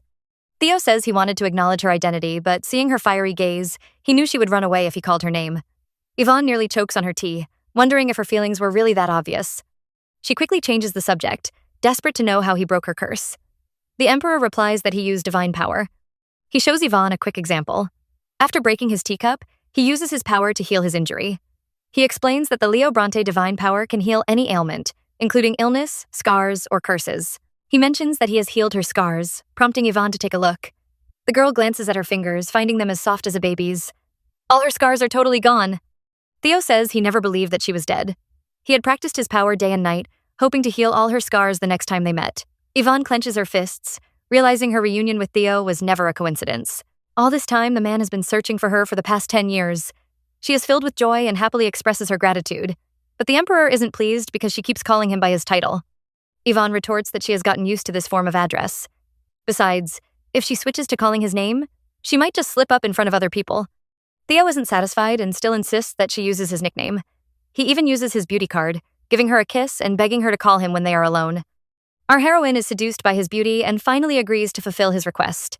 The two share a kiss, unaware that their actions are being monitored through a magic globe. The furious Benjamin throws the sphere away in anger when he watches this scene. He cries, calling Yvonne's name and begging her to stop. A few days later, Armin walks around the palace hallway while enjoying the peaceful atmosphere. Lately, rumors have spread about the emperor's love affair with his personal knight. The apprentice knight with unknown origins hasn't even received a ceremony. Yet, he became a personal guard because of the emperor's favor. Some have even seen the couple leaving the emperor's bedchambers together. Personally, Armin doesn't care who the emperor dates. He is just glad because he doesn't have to worry anymore about being beheaded. He approaches the emperor's study, ready to cheer on Yvonne as long as he can work safely. But the man might have celebrated too soon. Somehow, he walks right into the lovebirds getting intimate. The secretary instantly freezes, feeling like he has been struck by lightning. A few seconds later, our poor Yvonne is still freaking out, wondering what the secretary will think of her. Theo isn't too worried because the man will keep his mouth shut if he wants to live. Still, he tries to comfort Yvonne, reminding her that the rumors of the king's love affair have spread all over the palace. Everyone already knows she is the mentioned knight. Yvonne is also aware of the rumors and had to spend a long time assuring the other knights that she is actually a woman. Our male lead suddenly recalls that the curse and magic hiding Yvonne's identity have disappeared. He immediately becomes jealous, slamming the table and vowing to deal with anyone who covets his girl. Thankfully, Yvonne doesn't notice his little tantrum and he pretends to be innocent when she asks. He pulls her close, admitting that he might be struggling a bit with jealousy. Our heroine happily hugs her man until she notices the pile of paperwork on his table. She wants to know if he is tired, but Theo insists that he is fine. Yvonne secretly calls him a liar because he always works throughout the night. She points out that he hardly gets enough sleep, but Theo finds it unnecessary. He wants to spend every moment of his time with Yvonne to make up for the 10 years they spent apart. The couple share a sweet kiss that leaves a suspicious silvery line between their lips. While the girl tries to regain her senses, Theo places a beautiful hairpin upon her hair. He explains that it was his mother's keepsake, which she wore for her wedding. He tells Yvonne that he plans to restore Chernisha's family status. Theo knows it might take some time, but once his goal is accomplished, he wants Yvonne to become his wife. Our heroine is stunned by the sudden proposal, but the man pulls her into a hug. He begs the girl to grow out her hair, and Yvonne happily agrees to everything he says. She is filled with so much joy at that moment that she begins to feel afraid. She is scared of the old saying, "Misfortune always awaits at the end of your happiness." Time passes by, and we see our heroine waiting next to some withering trees. She turns around to see a happy Ernst calling her name. After their first meeting, the two have been meeting up frequently. Although they have to do it behind Theo's back. They begin their walk while Ernst mentions the Chernisha family restoration. Yvonne has already heard the news and knows Theo is working hard to get it approved. Still, the restoration doesn't seem to be going smoothly. Although everyone knows the Chernisias were framed, there is no evidence to prove their innocence. Besides, they were accused of treason, a severe offense that comes with a lot of opposition. Theo would smile while apologizing to her, but Yvonne knows he is trying to hide his troubles. Since he refuses to show her his problems, she can only wait by his side patiently. Ernst notices his friend's distractions and, after hesitating, calls out to her. He says he has a secret to tell her, which he never brought up because he wasn't certain. But now, he thinks she deserves to know the truth. There might be another survivor of the Chernisha family. Yvonne is startled by the sudden good news. She thinks about her family members, trying to guess who the mysterious survivor could be. She is filled with a desire to search for them immediately. Yvonne is lost in thought all day and doesn't notice Theo talking to her until he grabs her shoulder. The Emperor is worried because his woman looks very pale. Yvonne is about to speak but quickly stops herself. Theo is already working on her family restoration and she doesn't want to burden him even more. Still, the man can tell something is wrong, so he glares at the annoying guards behind them. The men take the clue and after claiming to be busy, immediately vanish from his sight. Now that they are alone, Theo persuades Yvonne to confide in him. His face reveals his worry about her, so our heroine finally repeats the news. Theo is also surprised to hear about another survivor. Looking at his woman's worried face, he pats her head, promising to help her search. Yvonne immediately looks touched, but Theo scolds her for calling his title. She is amused by his cute behavior and with a huge smile calls his nickname. The Emperor stares at her with a weird glance which makes Yvonne nervous. She calls his name but is shocked when he suddenly hugs her waist. He complains that after her curse was broken, the other knights have been looking at her strangely. The clueless Yvonne didn't notice the men's adoring gaze, so Theo says she needs to work on her awareness. She immediately becomes upset since she thinks he is looking down on her work ability. Theo feels wronged because he wasn't thinking that way. Still, he doesn't blame the knights since they are only appreciating his woman's beauty. The real person he finds annoying is Benjamin because he can tell that the man yearns for Eve. He had even sent the Emperor a letter as soon as Yvonne's curse was broken, asking for an audience. The thought drives Theo crazy, giving him an urge to stake his claim. He instantly pulls Yvonne's shirt open, leaving a hickey upon her neck. That isn't enough for Theo, so he pins the girl against the wall and begins to get intimate. He is unwilling to give Yvonne to anyone else. As a result of their wild passion, our heroine ends up with a cold the next day. A remorseful Theo checks on her, but she assures him that she is getting better. Yvonne feels a little resentful since he is totally fine while she ends up sick. The man jokingly says she must have hugged him too tight and prevented him from feeling the cold. Yvonne glares at him, so he apologizes, claiming that he is reflecting on his behavior. Yet, the next second, he suggests that they do it outside when the weather gets warm. Yvonne shoves away the annoying man, urging him to get on with his work. Theo is reluctant to leave his woman alone, but she insists that she is fine. Instead, Yvonne is worried about him because he looks tired after taking care of her all night. Theo advises her to keep taking her medicine and says the maids will wait outside in case she needs anything else. Yvonne agrees, yet before he walks away, she grabs his coat. The man turns around in surprise, but the shy girl instantly lets go. Theo smiles because he can understand her emotions. He promises to be back soon, kissing her forehead and once again declaring his love for her. Yvonne is left alone with a blushing face and a happy smile. Theo always expresses his love with his actions and words, but Yvonne can never do the same because she is clumsy with words. Outside the palace, our male lead is informed of an approaching rainstorm. His knights want them to stop and rest for a moment, but Theo insists on continuing the journey. He picks up speed, not knowing that a certain someone is watching him through a globe. The mysterious person waves his hand and Theo's horse suddenly goes crazy. Yvonne is still thinking of confessing her love when Theo returns and has no idea her man is currently bleeding to death. Yvonne rushes out of her room immediately. She receives the news. She hurries to Theo's bedchambers, telling the guards she has heard about the incident. The men claim that Theo is fine, yet suspiciously try to prevent her from seeing him. Yvonne shoves them out of her way as she hurries into the room. Her mind is filled with thoughts of Theo, and she almost cries when she finally sees him. The man only has a bandage around his ribs and some bruises. Yvonne is still expressing her relief when she is suddenly struck by a flying object. She stares at the broken vase in shock while a bleeding wound appears on her face. Theo can't hide his irritation as he warns her to shut her mouth. He even tells her to stop standing like a fool and vanish from his sight. Yvonne is stunned by Theo's sudden change, and to be honest, so are we. The man yells at her for even staring at him and orders her to get out. Yvonne is still trying to understand what is going on, but Armin urges her to leave first. She can't believe that terrifying man is Theo because her lover would never say such horrible words. She takes one last look at him but is met with a gaze filled with hatred. Once Yvonne leaves, the doctor asks Theo about his condition. The Emperor demands for more painkillers because his head aches badly. He is annoyed when the doctor keeps staring and the man quickly apologizes. He explains that it has been too long since he heard Theo swearing. Our male leads think the man is spouting nonsense. He stares out of the window, wondering why it's snowing in the middle of summer. Meanwhile, our heroine has just heard the terrible news. Theo is suffering from our popular friend, amnesia. His memories have returned to the summer when he visited the Ferdinand estate. This means he has lost about half a year of memories. Yvonne realizes with pain that Theo has forgotten all the time they spent together. Armin watches the upset knight while thinking about his conversation with Theo. The Emperor didn't believe he fell from a horse, insisting that someone had fallen on him. Even after losing his memories, he can tell that he has missed that face for a long time. Armin urges Yvonne not to be too dejected. He says Theo has just gone back to his true form, but Yvonne can't believe this is his normal behavior. The secretary grabs her hand, begging her for a favor. He wants Yvonne to remain by the Emperor's side. Our heroine is the only knight to last this long as his personal guard, and after her appointment, Theo even became kind. Armin wants her to remain, but the Emperor has already ordered for a new knight to be employed. He advises Yvonne to be careful because Theo will certainly torment her in a bid to kick her out. Yvonne touches her injured cheek, stunned that Theo has truly forgotten her. She makes up her mind, refusing to wait around and let this happen. The next day, Yvonne arrives at the Emperor's study with a determined face. She reports her presence, but Theo doesn't give her a glance. Instead, he scolds his secretary for not getting another knight. Armin lies that it will take some time, and Theo warns him to make it as quick as possible. Yvonne is upset because she can tell that Theo really doesn't recognize her. Still, she doesn't retreat, making up her mind to help Theo remember. She will help him recall his love for her, while showing him just how much she loves him. Yvonne plans to show Theo how much she loves him, but before she can begin, the furious king approaches her instead. She is worried that, just like his secretary said, he might become violent if he wants to kick her out. She even flinches when he reaches out to touch her face, but instead of a slap, the man rubs her little head. He playfully warns her not to spread her illness, and without any remorse, kicks her out of the room. Theo tells Yvonne to only return when her fever is gone. Although, her position might already be taken away when she comes back. Yvonne is left alone, kneeling on the floor. She cries in relief because even though he speaks harshly, Theo is still the same kind-hearted man she knows. That is enough to keep her going.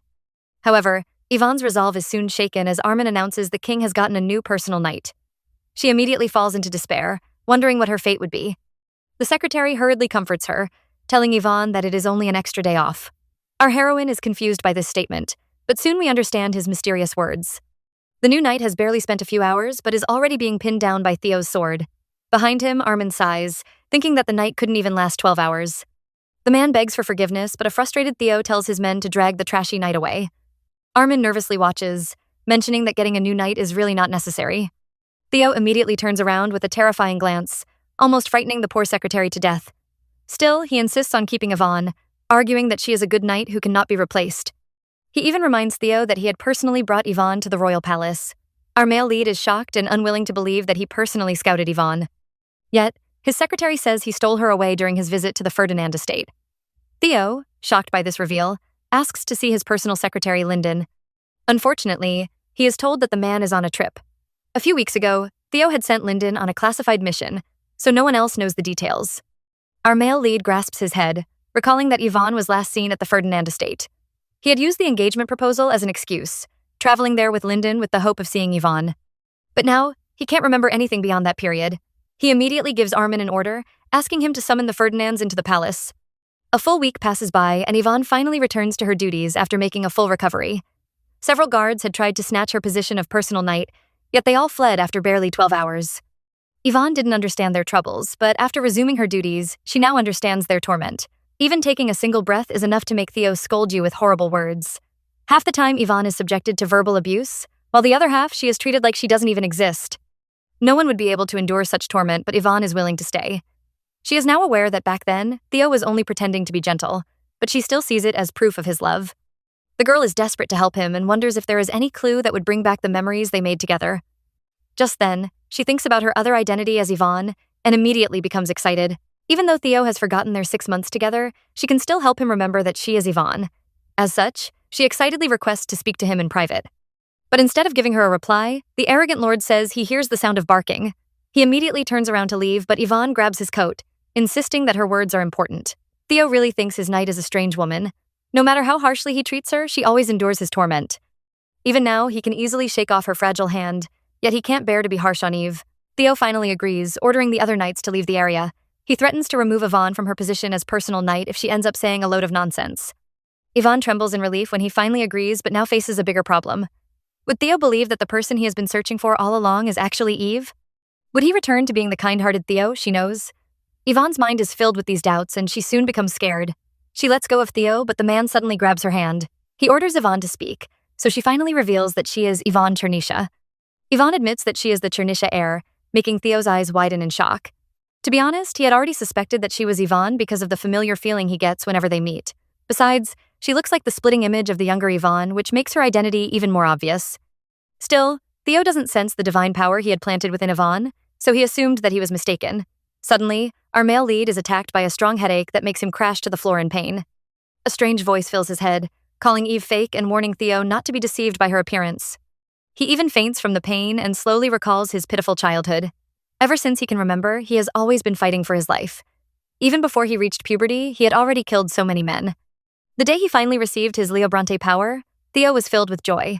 He thought his maternal family would only be vexed, but never expected things to still remain the same. His mother was just a concubine daughter adopted by her family to become empress. The two had no support in the palace as everyone doted on Ernst. Theo became tired of it all, so he resorted to killing. He ended the lives of the assassins sent by the empress, and also killed those who gossiped about him. Slowly, those meaningless days passed until the day he met Yvonne. Seeing that beautiful face, Theo became possessive for the first time in his life. He was filled with a desire to have her for himself and cherish her for the rest of his life.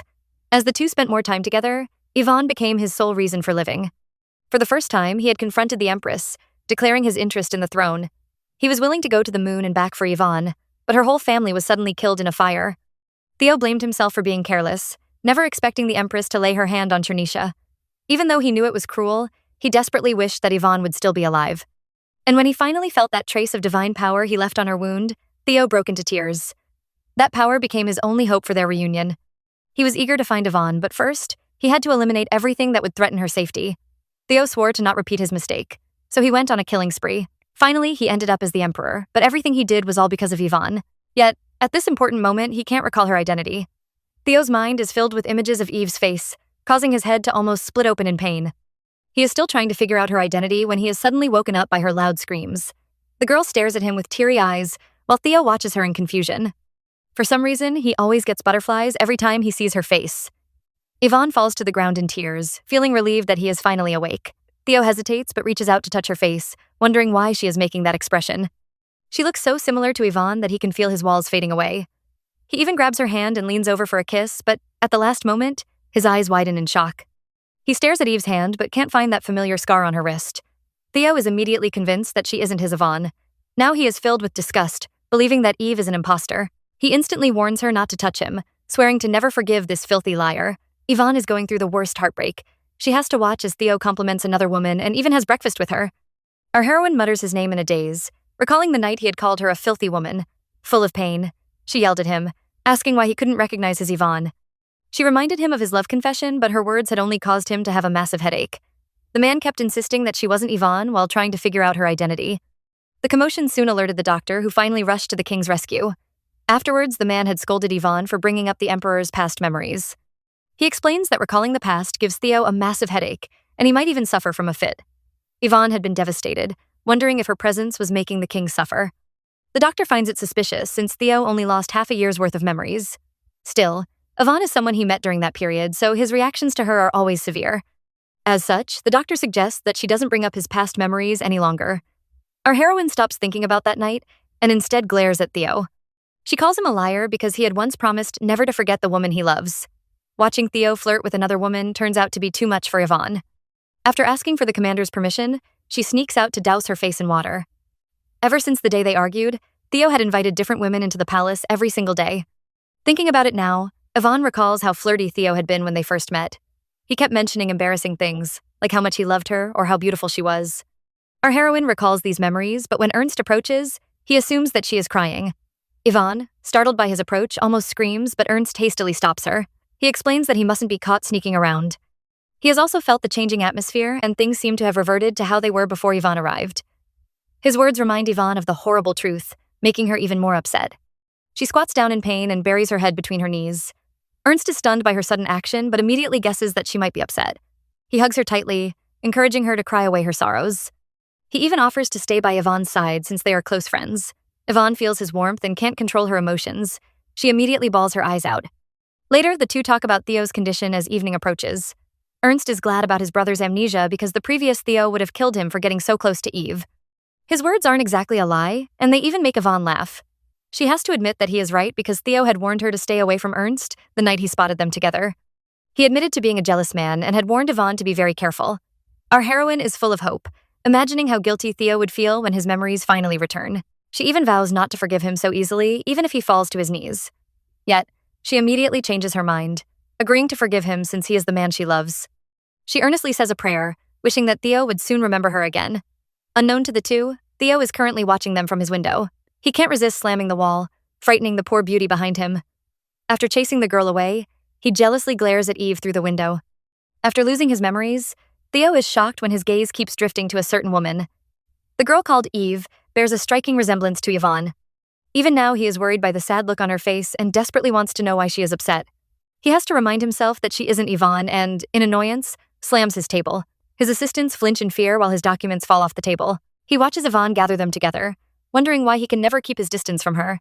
Theo refuses to look her way any longer, willing his mind not to be swayed by this imposter. He is also upset because Yvonne is making him show such weakness. He resents her for claiming to love him without knowing her place and vows never to forgive her. He even makes up his mind to reveal her true identity once and for all. Our poor heroine is in a dilemma. Usually, her cold boss ignores her all day long. Yet, he seems to be glaring daggers at her today. She always thought she knew everything about Theo, but now she isn't so sure anymore. Just then, the butler announces that the king's guest has arrived and Yvonne tries to guess their identity. She is convinced that Theo must have invited another lady over.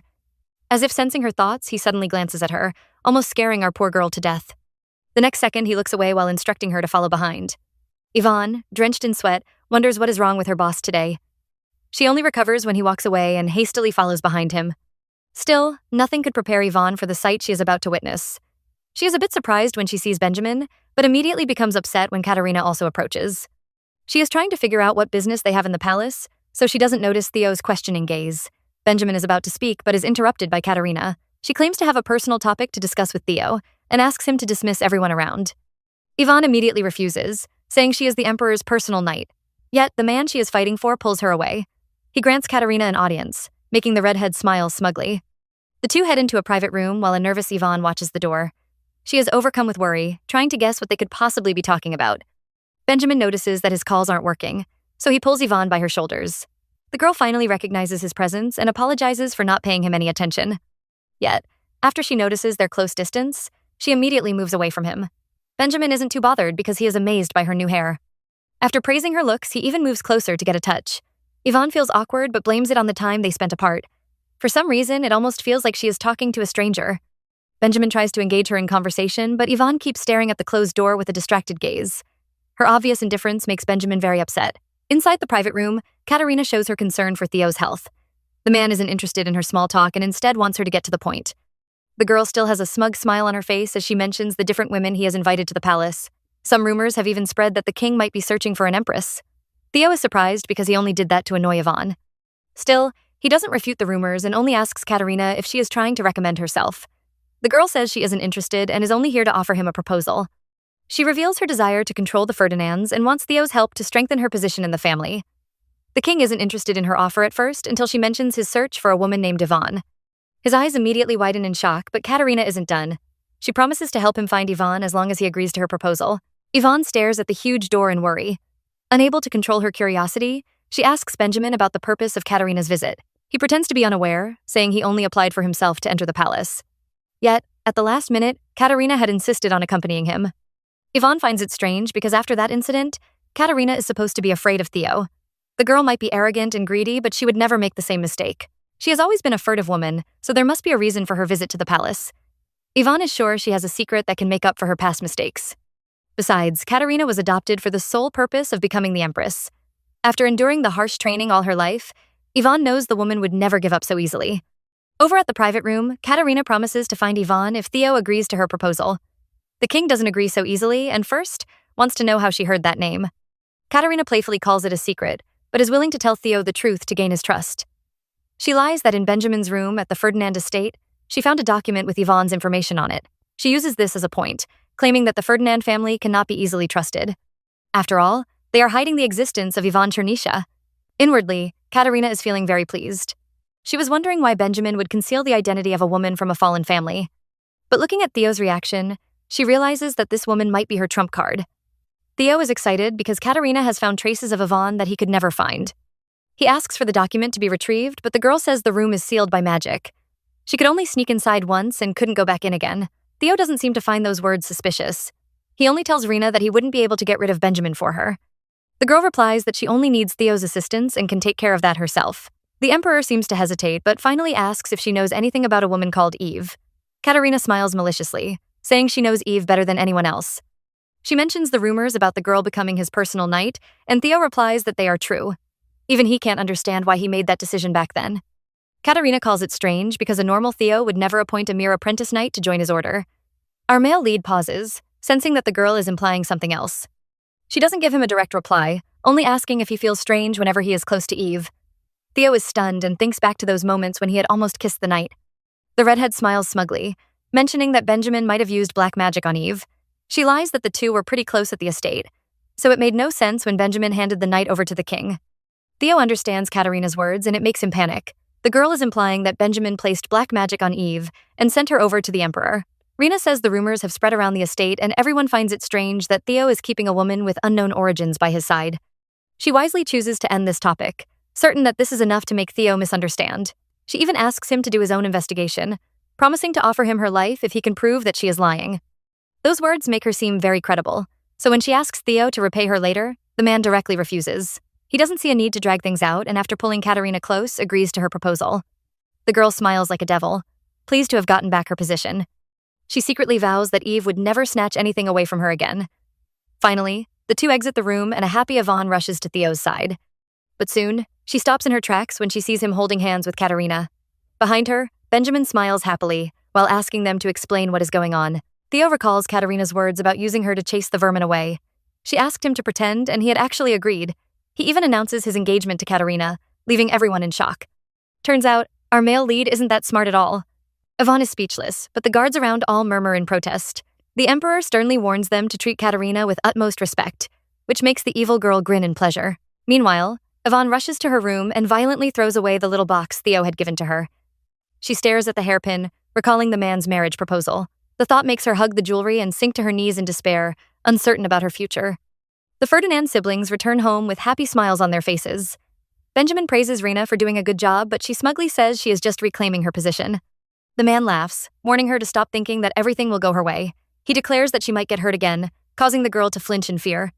She realizes that no one is truly on her side and finds it quite unfair. Everyone keeps calling her a bad person, yet Eve had stolen the things she'd worked so hard to have. She pretends to be obedient and agrees with Benjamin, but secretly vows never to make the same mistake. She will never allow her things to be snatched away again. Feeling upset, she also warns Benjamin to be careful. He was staring at Yvonne when Theo announced their engagement, and even now, he can't keep the smile off his face. She advises him to hide his emotions better, to which the man happily agrees. The siblings will be busy from now on because they have to visit the palace to prepare for the marriage ceremony, Benjamin replies, but all he can think about is Yvonne. Our male lead is actually taking his acting role a little too far. He prepares several gifts for Rena and says she only needs to ask if she needs anything else. He even implies that he can give her the whole Albrecht empire. His servants look disgusted while Rena flies into his arms with a happy face. She can't hide her joy as she insists that he is all she needs. The poor guards are about to throw up from disgust and regret taking this extreme job. Theo adds to their torment when he says Rena deserves more than this. They stare at each other with loving eyes before he sends her off to pick a suitable dress. Once the girl leaves, a nervous Armin wants to know if this marriage will really happen. The king doesn't see a reason why it shouldn't, but his secretary can think of a few. Theo is suspected of murdering the Empress, who is Rena's aunt and has even broken off their engagement before. Poor Armin has a lot to say but can only sigh in defeat. He decides that as long as his boss is fine, he will also be okay. Theo, who has always lived a fake life, insists that he is fine. He is willing to wear a mask and swing his sword as long as he gets a chance to see Yvonne. Yet, he doesn't consider how the girl would feel if she finds out about his engagement. Just then, Yvonne arrives and Theo immediately changes his mind. He will be fine as long as this woman disappears from his life. Our heroine isn't scared away by his gaze. She marches up to him and asks for a conversation. Theo is startled when he spots the familiar hairpin and wants to know how she got it. Yvonne recalls their memories together and tells Theo he had gifted it to her. The man is hit by a sudden headache and can feel his heart is wavering. Yet, instead of being logical, he assumes that the girl is using black magic. Yvonne knows he won't believe her anyway, so she takes out a stack of papers. She has recorded everything that happened between them during the last 6 months and wants Theo to read it even though it causes him pain. The emperor reaches out to accept the document, desperate to know the identity of the girl who can shake his resolve. But before he can grab it, a sudden voice calls his name. Theo turns around, thinking it might be his Yvonne, yet all he sees is Katerina. She rushes to his side to interrupt their conversation, still pretending to be innocent. Immediately, she spots the hairpin on Yvonne. She tells Theo that she also wants one. Our male lead is still affected by his brief hallucination and orders Yvonne to hand it over. The redhead smiles maliciously, stretching out a hand to snatch the jewelry away. Yvonne refuses, which makes Katerina furious. But the one with the worst reaction is Theo. He suddenly grabs Yvonne's sword and uses it to slash off her hair. The hairpin falls to the ground while our heroine stares at him in shock. Theo shows no remorse, saying the jewelry is now useless since she has no hair. He has made up his mind not to let Yvonne shake him any longer. Theo violently slashes her hair, which is basically cutting off their future together. He walks away from Yvonne, making up his mind never to turn around again. He recalls the days where he couldn't protect his girl and is determined never to make the same mistake. Well, what an irony. Theo doesn't believe Katarina's smile is suspicious and even thinks this is his only path. He glances at the knight, who is surrounded by others, thinking that he will never forgive anyone who stands in his path. Yvonne recalls a memory she once shared with Theo. She was sitting in the garden with his head resting on her legs. She kept urging him to head back to work, but the stubborn man insisted on staying a little longer. He wanted to spend more time with Yvonne, but the girl was worried about the huge pile of paperwork left on his desk. She could almost hear poor Armin screaming in despair. As always, Theo used his beauty trap, and our poor Yvonne was immediately seduced. She agreed to let him take a break for the day since he looked really tired. Theo was amused because she had said the same thing yesterday and the day before. Yvonne was thinking of a way to explain things to Armin when Theo suddenly mentioned that he was waiting for winter. He had assumed that Yvonne disliked summer, which was why he made the statement. The girl admitted that the weather might have been too hot, but she actually liked the summer season. She kissed Theo's forehead, reminding him that it was the season they had met. Instead, she actually hated winter because it always took away her most precious things. Theo cupped her cheeks and promised to make every season better for her. Now, the memory goes up in flames just like the wood Yvonne is burning. She is forced to light a fire while her fated man spends the winter with another woman. It almost feels like a summer dream because the man who taught her to love has suddenly disappeared. Now he enjoys the falling snow with his new fiancé. Yvonne decides that she hates winter even more because it took away her last treasure. She fully breaks down in despair when she sees Theo kissing Rena's forehead. Back at the mansion, Theo sends away the servants. Once they are alone, he immediately pushes Katarina away. The girl complains that he always abandons her behind closed doors, but he points out that this was their agreement. He suddenly becomes stern, warning her not to ask for any affection. Rena turns away in anger, but Theo doesn't coax her. She finally breaks the silence, asking him to give her the hairpin. She jokes about his violence towards Yvonne, wondering what everyone would say when they hear the rumors. Theo angrily slams the wall behind Rena's head, calling her crazy. He reminds the girl that this is just a fake engagement. He is only helping her out until she establishes her position. He even threatens to slit her neck if she flaunts her position as his fiancée again. The redhead isn't afraid and even scolds him for watching Eve earlier. She had noticed him looking at the knight even while he kissed her forehead. Rena can notice the signs and is sure that Theo has fallen in love with Eve. She immediately uses his childhood crush as his weakness, reminding him that she is searching for Yvonne. Theo hesitates, but finally says there is no proof of Eve using black magic. Rena is alarmed because even now he is still defending Yvonne. She is afraid her plan will be ruined if the two spend more time together, and immediately tells Theo that she has an idea. She wants him to hand Yvonne over to her. The next day, Yvonne is summoned to Theo's office where she receives the most horrible news. From now on, she will guard Katarina instead of Theo. Our male lead actually listened to that snake. Of course, Yvonne protests, calling herself Theo's personal knight, but her refusal is met with a violent reaction that makes her panic. Theo even threatens to raise his sword again if she refuses to listen. With a stern gaze, he tells Yvonne that this is an order. Katarina had promised to find the evidence of Yvonne using dark magic. Of course, that is just an excuse. From her evil smile, we can tell she has a lot of terrible things planned for the night. As soon as Yvonne appears, Katarina tries to show off her dominance. She approves of her short hair and says long hair isn't meant for a mere personal knight. She is obviously looking for attraction, but Yvonne remains silent. The redhead invites her over to sit, saying she wants to have a womanly chat with Yvonne. Our heroine is tense as she can't figure out what Katarina is planning. Why would the girl choose her as her personal knight? Her curiosity is painted all over her face, so Katarina gives her the permission to ask. She also has a question for Yvonne, so she urges the girl to be open and honest. After taking a seat, Yvonne asks Katarina why she chose her as her personal knight. The redhead claims she needed help since this is her first time in the palace. She wanted someone capable to rely on, so when she asked Theo, he immediately approved her request. Now, it's Katarina's turn to ask, but her question isn't as peaceful. She wants to know how Yvonne rose from being a lowly apprentice to becoming the king's personal knight. She is sure the girl must have pulled some strings. Yvonne doesn't understand her words, so Rena mentions how she suddenly revealed her identity as a woman. She believes the knight seduced the emperor with her body. Our heroine angrily slams the table, which causes some hot tea to accidentally splash on Rena. The woman screams in fear while her maids instantly rush to her side. She yells at Yvonne for trying to scar her skin, but the knight looks disgusted by the fuss she is making. Her look of disdain pisses off Rena, who makes up her mind to show Yvonne her place. She announces that Theo has given her full authority over the knight. She is now Yvonne's only master. Our heroine remains unbothered and even warns Rena to stop calling Theo's name with her filthy mouth. Her words upset the redhead, who calls her insane. She says Theo doesn't care about Yvonne at all and tries to flaunt her fake engagement.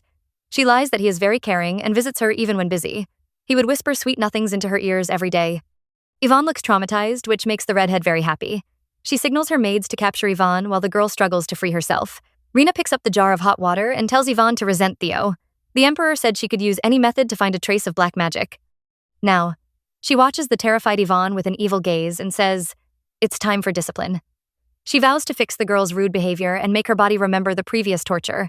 With those words, a loud scream echoes from behind her closed doors. A few days later, Ernst overhears some knights talking about the dark mood in the palace. The first guard complains that the Emperor is acting like a tyrant. His friend agrees, then mentions that the new fiancé from Ferdinand is also quite a character. Every time he passes by her room, he always hears some loud screams. They have no idea what is going on, but are both worried for the Empire.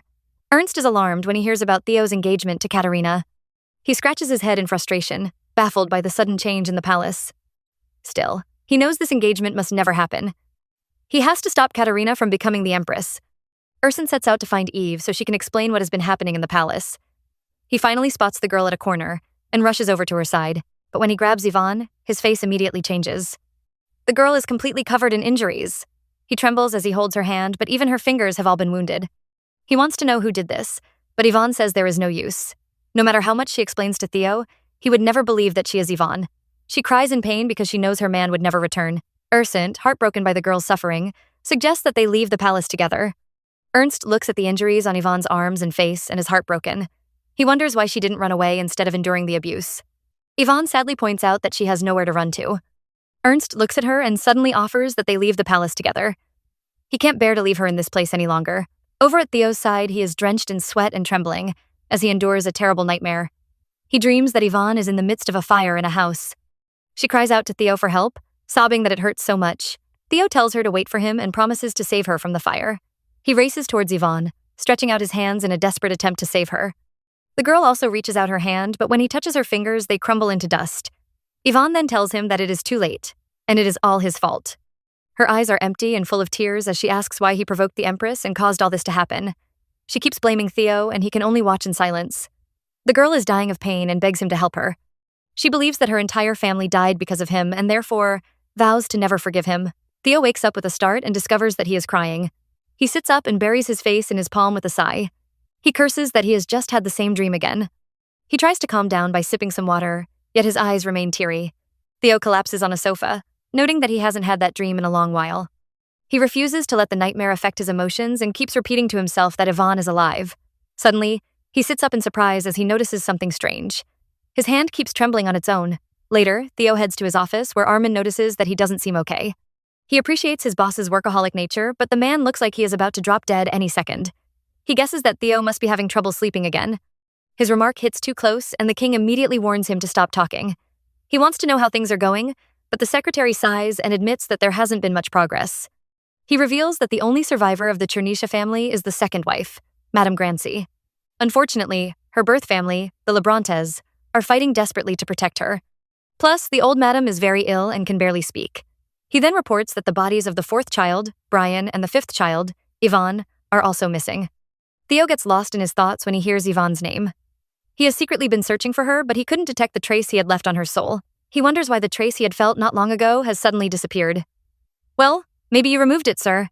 Just then, an image flashes in his mind of the annoying Eve, and he wonders why he is seeing that woman again.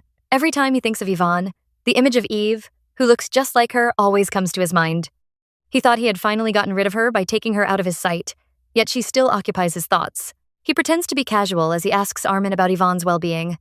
Sadly, the secretary also has no idea. He hasn't heard any news about her since she became Lady Katerina's personal guard. Theo wonders if Katerina has found proof of black magic on Eve, since that was her reason for taking her in the first place. He decides to meet Katerina and immediately stands up. Armin asks him if he should send her a message, but Theo declines, saying he wishes to surprise his fiancée. Over at Lady Katerina's chamber, the maids are being put to work. One sweeps the floor while another scrubs it with a cloth. Katerina is sitting on a chair, dressed in beautiful clothes and sipping from a teacup. She comments that it feels good to be alive. She admires her dress and jewelry, believing that the Empress title has always been rightfully hers. She pours her tea over Yvonne's head, annoyed that the girl is just so stubborn, but she believes that she can train her into an obedient dog again.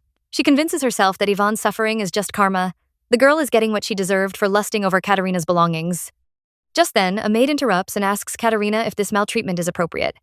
After all, Yvonne was once part of the Emperor's team and she could still report them. The redhead assures the maid that everything is fine. She points out that Eve could have reported them already, but she is probably too ashamed to tell anyone. The redhead recalls the documents she had found at Benjamin's office, which was related to black magic. She had wondered why something relating to black magic was at the Ferdinand estate. The documents showed the names of both Eve and the Emperor. Katerina could only translate part of it, but concluded that the document must contain Eve and Benjamin's efforts to cast black magic on Theo. She secretly mocks Yvonne for being crafty and using black magic to seduce the Emperor. She had thought the girl would confess, but even after her torture, Yvonne stubbornly refused to talk. Still, Katerina isn't bothered. She believes that she has earned Theo's trust, so he wouldn't be upset even if Yvonne is beaten to death. As if on clue, Theo suddenly walks in, which startles Katerina. He is followed closely by Armin, and with a dark glare, he asks Katerina to explain herself. The scene shifts, and we see Yvonne lying on a bed asleep while Theo walks in and stands beside her. He watches her as she sleeps until a voice asks him not to wake her up as she only fell asleep a few minutes ago. The Emperor doesn't see the face of the speaker and asks what someone like him is doing there. The visitor finally steps into the light, and we discover that it is Ernst. Theo isn't too happy to see his brother. Ernst explains that he thought Yvonne wasn't doing well, which was why he brought her here. Theo is surprised that Ernst calls Yvonne by her first name. Our jealous king suddenly remembers that she's his personal knight and scolds Ernst for calling her name. The second prince is annoyed, then asks if, as the Emperor, Theo knew what was happening to his personal knight. He reveals that there isn't a single part of Yvonne's body which isn't injured. He wants to know if Theo was aware of the suffering Yvonne was going through. Theo yells that he wasn't aware because Yvonne never told him anything. She has foolishly chosen to endure everything on her own. Ernst interrupts his speech, asking Theo if that is what he truly believes. He points out that nobody would dare to ask for help when the Emperor's fiancé is punishing them in the Emperor's name. He lets Theo know that he, in fact, was the one who forced Eve to endure everything foolishly. Theo is stunned by those words and bows his head in regret. Ernst apologizes for speaking rudely, but warns Theo not to do anything else that he may regret in future. He adds that that is his last request for his brother, before he walks away. The second prince leaves the couple behind as he recalls the day he asked Yvonne to leave the palace with him. The girl has refused, insisting that Theo had waited for her for 10 years. She believes it is only right for her to also endure a little longer. Ernst cries when he remembers those words and scolds Yvonne for being so foolish. Later that night, Theo is still sitting by Yvonne's bedside. He stares at her injured face, wondering if everything was really his fault. He grabs her bandaged hands as he recalls the horrible moment he had seen her suffering. Katerina had insisted that Eve had attacked her first. The girl had poured hot tea on her and even tried to frame her for it. She had knelt on the ground, desperately begging Theo to believe her. Yet, the man refused to accept that Eve could do something as stupid as that. Katerina tried to guilt-trip him by asking if he would believe a mere knight over his own fiancé, but Theo replied that she should have informed him if she was being maltreated. He claimed that the palace had its own rules, which Katerina had broken. The redhead reminded him that he had given her full control to find evidence of black magic. She also scolded him for bringing up the palace rules, reminding Theo that he had broken those very rules to become the Emperor. She then reassured him that she will do anything for him. Back to the present, Theo is still holding on to Yvonne's hand. He sadly admits that this is the reason why he told her to stay away from him. He had threatened her to stop bothering him, yet she still remained by his side. He stares at the unconscious Eve, wondering why she is doing all this. He gently kisses her hand and wants to know if the pity he feels for her is also a result of black magic. Theo caresses her face as he mutters her name. Then, he suddenly leans over and begins to kiss her lips. Yvonne moans softly as she is awakened by his bold actions. She recognizes Theo, but her vision is still blurry. The man deepens the kiss, and Yvonne finally realizes that this isn't a dream. She struggles to get free as she recalls Rina, accusing her of seducing the Emperor. Finally, Yvonne manages to push him away. She trembles as she tries to understand what is going on. Secretly, she hopes that his memories have returned. Theo replies by asking her why she is pushing him away when this was what she wanted. He is certain that she stayed by his side because she wanted to become his concubine. Theo seizes her hands and pushes her onto the bed, saying that he is ready to grant her wish. He leans over again and begins his kissing attack. Yvonne struggles, insisting that this isn't what she wants. Yet, Theo dismisses her words. He tells her to stop trying to run since she's the one who clung to him first. He even assumes that she has mistaken him for someone else. Yvonne closes her eyes and suddenly pulls Theo close. She admits that she has never mistaken him for anyone else. Whether in the past or present, Theo is the only one she wants. The couple are lost in their kiss and fail to notice someone watching them from the doorway. It turns out to be Katerina, who is glaring daggers at them. The redhead is definitely planning something. Days later, Eve walks into the office of the Emperor and is happily greeted by Armin. The man keeps asking about her health, so she guesses that he heard about Katerina's torture. She glances at Theo, only to find him staring at her. The man quickly turns his face away and pretends to be going through the documents in his hands. Not much has changed since the couple's kiss that day. Well, except for the fact that they might have gotten intimate. Yvonne couldn't refuse his advances because she had also missed his warmth. The two had shared a wild night, and even though Theo couldn't remember her, She was certain that their days of torture would soon end. Now, she listens as Armin happily announces that the engagement is 1 week away. Since Katerina will be busy with the preparations, Yvonne would have some free time until then. Unfortunately, the knight isn't pleased with this news. Her thoughts are all on the engagement, which will happen in a week. She clenches her fist, knowing she has to make a choice within those 7 days. She has to decide if she will remain with Theo even though they hurt each other, or if it's finally time to let him go. Our male lead is tired of pretending to read his document. He suddenly calls Yvonne's name and tells her to return to Ferdinand at once. Yvonne is stunned, but Theo informs her that Katerina wishes to speak to her. Our heroine realizes that she truly can't run away any longer. Later, we see her in a carriage and the coachman announces that they have arrived. Yvonne coughs as she steps down from the carriage and the rider worries that he was too reckless. She immediately assures him that it isn't his fault. She has just been feeling sick lately. I wonder what that means. Our heroine faces the entrance of the Ferdinand house, which she never thought she would return to. The snow brings along a strong wind as Yvonne informs the butler that she is here to see Katerina. The man asks her to wait and goes into the house, but in the end, he doesn't return for a long time. Yvonne is speechless as she has kept waiting for 30 minutes. Of course, she hadn't expected to be let in so easily, but she never imagined that Katerina would be so hostile even after inviting her over. She recalls her steamy night with Theo and is certain that the shadow she saw that day must have belonged to Katerina. Just then, someone comes from behind and holds up an umbrella over her head. She is shocked, and when she turns, she realizes that it is Benjamin. He caresses her face, pointing out that her lips are blue and she appears to be freezing. Yvonne insists that she is all right, but Benjamin cuts her off. He advises her to take advantage of him anytime she wants. He promises that no matter what choice she makes, he will always be by her side. Yvonne notices that her body became warm all of a sudden and suspects that it is Ferdinand's magic. Benjamin grasps her hand and observes that she has been wounded again. He tells Yvonne that she has been tormented enough and it is time she makes a decision for herself. "Mister, you're the main cause of her suffering." Just then, the butler finally returns and informs Yvonne that Katerina is waiting for her. Benjamin urges her to go in and she thanks him once again. The man replies that there is no need to thank him because he is willing to do anything for her, even if it means using dark magic against her. Meanwhile, Katerina is waiting when Yvonne arrives. She suddenly asks the girl if she should address her as Yvonne Chernisha instead of Eve. Our heroine is shocked and stammers as she questions how Rina knows that name. The redhead tells her not to look so surprised because she only found out the truth recently. She mocks Yvonne, pointing out that the child of a traitor is now acting like the emperor's concubine. She asks if Yvonne got what she wanted. Perhaps the king promised to restore the honor of the Chernisha name. Our heroine looks confused because she has no idea what Katerina is talking about. The redhead tells her not to pretend since the whole palace is talking about the restoration of her family name. She tells Yvonne that she doesn't care about her past with Theo, but now that she is his fiancée, she threatens the girl to get far away while she is still being nice. She mocks Yvonne for losing her honor and warns her not to lose her sense of shame as well. She reminds the knight that her recent actions have been too reckless. Katerina boasts that she is Theo's fiancée, so only she can fulfill his desires. Yvonne is unwilling but bows her head and replies that she knows that. She is aware that unlike Katerina, she is neither able to reveal her true identity nor tell Theo how much she loves him in front of everyone. She then remembers Benjamin's words to make a choice for herself. Yvonne suddenly grabs her sword. Katerina is still yapping that Yvonne's existence will only cause trouble for Theo. She even says that it was better for him to lose his memories. When she finally looks up, she notices Eve unsheathing her sword. Rina nervously questions the knight, but Yvonne doesn't reply. She calmly raises her weapon as she decides to make a choice only for herself. But what would that choice be? Katerina is shaken as Eve swings her sword and approaches her. She tells the knight to put the sword away, asking if she is crazy. She shivers when Yvonne doesn't listen and threatens to tell Theo. Our heroine's eyes suddenly gleam as she swings her sword, pinning a few strands of Rina's hair to the wall. The redhead shivers and sweats while Yvonne asks her why she is so surprised. The girl claimed to know her identity, so she must have heard the rumors. Everyone knows that the young sword of Chernisha could manipulate her sword aura since she was 3 years old. Katerina, still shivering, asks Yvonne if she is okay with this. She points out that the knight wouldn't survive if she ends up killing her. Our heroine playfully says she is willing to see and suddenly raises her sword to attack Katerina. A few minutes later, she heads outside to the waiting coachman. The driver is stunned when he sees her appearance because Yvonne is covered in blood.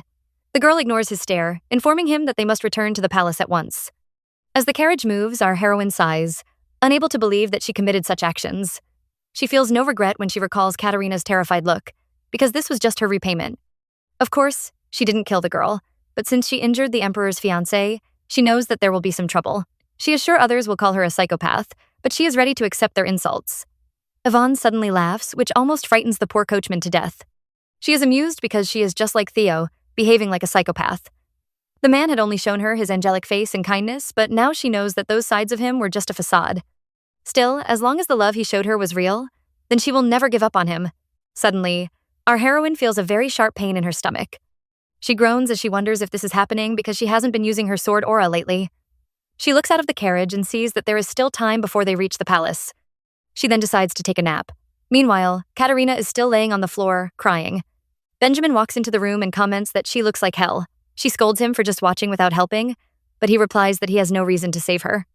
After all, Katerina has been tormenting his beloved for a long time, so it is only right for Eve to release some of her anger.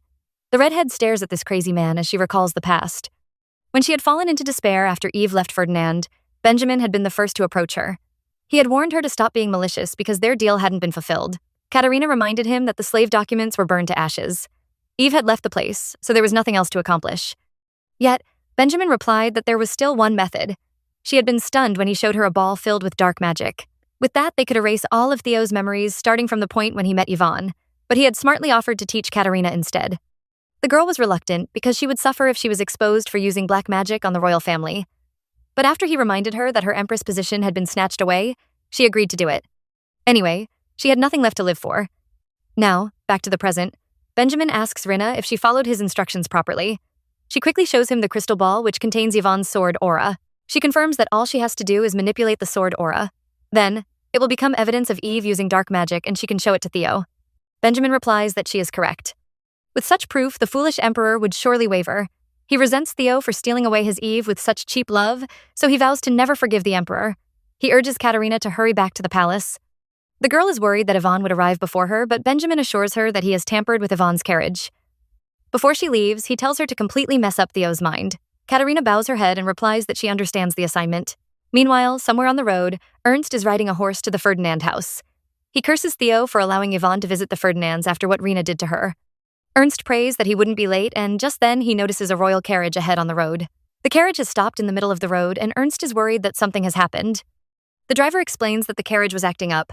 He had opened the door to inform Yvonne, only to find her unconscious. Ernst immediately calls out her name, asking Yvonne to wake up. The girl mumbles that her stomach hurts as she struggles in pain. She suddenly wishes that Theo was here. Katerina is now in Theo's office at the palace where she shows the crystal ball to him. She claims that it is evidence of Eve using black magic. Theo is shocked and can't even complete a full sentence. He can't believe that Yvonne really cast black magic on him. Katerina notices his shock and asks him to accept the truth. Yvonne had seduced him with black magic, which means that she was looking down on the royal family's authority. Theo is still reluctant and says Eve has no reason to harm him. That is until Rinna reveals that the girl must have done it for her lover. This catches Theo's attention as he desperately asks Rinna to explain. The girl smirks, pretending like she had forgotten to tell him before. She plays with the magic ball, revealing that Eve was specially taken care of by Benjamin. The stone even displays an image of the two standing by the gate. Rina continues her lies, claiming that even though Yvonne came to Ferdinand to see her, she first ran off to visit Benjamin. She pretends to be sad as she accuses Yvonne of being a crafty girl. She continues to brainwash Theo, insisting that Yvonne is just using others for her personal gain. She engages in seduction while enjoying the affection of other men. Those words are so convincing that even Rinna is impressed by how quickly the lies flow from her tongue. She continues to instigate the emperor, stating that Yvonne had left for the palace before her, yet she still hasn't returned. She feels no guilt for tarnishing Yvonne's name and instead blames it all on the emperor. If Theo had only said a few words of concern for her missing hair, she would never have gone through with the plan. Now, she continues her web of lies, claiming that Yvonne must be enjoying some sweet time with Benjamin. Theo almost loses control and angrily summons his men. He asks for Eve's location and is told that she is currently in a village next to the Ferdinand estate. The guard also adds that Ernst and Benjamin are staying there with her. Rina immediately smirks and boasts that she was right. Inwardly, she comments that the prince had placed an eye on Eve just like she expected. She continues her slander and asks Theo to guess what the three might be plotting. They could be making plans to overthrow Theo and place Ernst on the throne. Rina pretends to be worried about Theo, saying this could be bad for his cause. The emperor looks very upset, so she reveals that she has another proposal. With a naughty smirk, she asks Theo to hear her out. Meanwhile, Yvonne is faced with some shocking news. It turns out that our heroine is pregnant. Ernst is frightened by this news and asks for a recheck. He suggests that it could just be another illness. Unfortunately, the doctor insists that Yvonne is surely pregnant. He mentions that it is still the early stages, so it is quite strange that she is experiencing any pain. Our heroine's eyes suddenly widen as she recalls a detail from her past. Back when she was young, her grandpa explained that using her sword aura could cause a contraction. If it happened while she was pregnant, her unborn child might get shocked. Then, the baby would react to protect itself. Her grandpa revealed that she might struggle during this period, but assured her that having a new family member would bring her happiness. Now, Yvonne clutches her belly, realizing that she is truly pregnant with Theo's baby. Ernst is worried when she begins to cry, but Yvonne explains that these are happy tears. She might be scared by the sudden news, but she is also glad that she has been blessed with a family. Suddenly, the two hear a sound and raise their heads in shock. They are surprised to see Benjamin and wonder how he got here. The man lies that he rushed over after hearing after her carriage accident. He admits to overhearing their whole discussion and playfully calls it bad timing. He congratulates Yvonne on her pregnancy, and the girl happily replies. But then, he announces that he has some bad news. Benjamin stares at Yvonne and begs her not to be too shocked. Back at the palace, night has fallen. Theo leans against the window drinking, and we see several bottles around his feet. He suddenly smirks as he senses Yvonne approaching. He mocks the girl for finally showing her face and says she can just resign if she wishes to go anywhere she wants. Yvonne looks half dead as she comments that she wasn't aware that he liked to drink. Theo says it is none of her business since she never cared for him in the first place. He warns the girl to drop her pitiful acting. Yvonne trembles as she asks if this is all he has to say, but Theo has no other words for her. He is reluctant to admit that he resents Yvonne. He is afraid that if he says those words, it would be a confession of his love. Yvonne suddenly begins to cry as she mentions the rumors she has just heard. She wants to know if Katerina is truly pregnant with his child. Our male lead hesitates but finally admits that it is true. He approaches Yvonne, wondering why she looks so sad when her love for him was just an act. He cruelly reminds the girl that she hid some secrets from him, so he was also doing the same. Theo tells himself not to feel hurt since it is just a lie. Katerina had convinced him to create a rumor about her pregnancy. She claimed that it would boost her position and also help Theo to stabilize the throne. And just like a fool, our male lead had agreed. Now he stares at the crying Yvonne, convinced that she was just using him and planning to throw him away. Our heroine is filled with despair and announces her intentions to resign as his personal knight. She chooses to leave so her presence wouldn't bother his engagement. Just as she turns around to go, Theo suddenly pulls her into a hug. Even though he thinks she is just pretending, he still begs her not to go. Theo hugs Yvonne tightly, begging her not to go. She replies that there is no point in staying since Theo won't magically regain his memories. Plus, he can't break off his engagement to Katerina, who is currently carrying his child. She mentions with some despair that Theo will just make her more miserable by asking her to stay. Theo misunderstands her feelings and thinks she is bothered by Katerina. He accuses her of wanting the girl's position and asks if that is why she visited Benjamin. Yvonne attempts to calm him down, noting that he seems drunk and out of his mind. Yet, Theo ignores her pleas and tightly grips her shoulders. He suggests that if she truly wishes to remain by his side, she can just kill Katerina. He asks Yvonne to prove her love for him by murdering Rina with her own hands. Our heroine is completely stunned and unable to accept his request. Yet, Theo declares that this is true love. He darkly stares at Yvonne, claiming that he can make any sacrifice for his loved ones. Yvonne doesn't push him away as Theo leans over for a kiss. With tears in her eyes, she silently calls him crazy. Theo smirks and admits that she might be right. He suddenly collapses to his knees and drops his head to her lap. Yvonne trembles as she reaches out to touch his hair, but at the last moment, she withdraws her hand. She whispers his name gently, but then, she suddenly has a determined look on her face. Yvonne rushes out of the room and goes to find Benjamin and Ernst. With a desperate plea, she asks for their help. A week passes by and it is finally time for the royal engagement. The servants rush around, trying to make the surroundings as beautiful as possible. Yet, the groom shows no signs of any happiness. Even Armin has to question why his boss looks so stern on his engagement day. Our male lead keeps frowning as the maids arrange his elegant white cloak.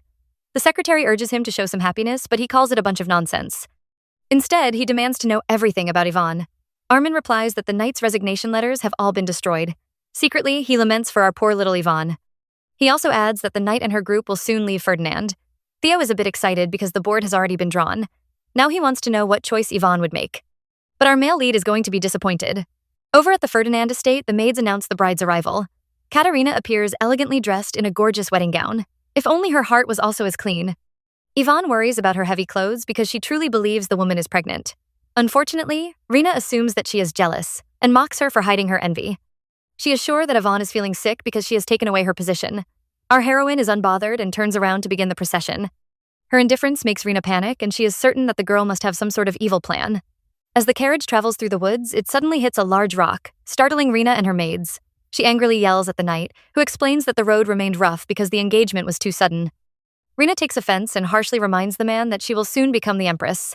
She is sure that Eve must have planned with the men to purposely lead her through a rough road. Our heroine doesn't reply and only calmly says that this should be enough.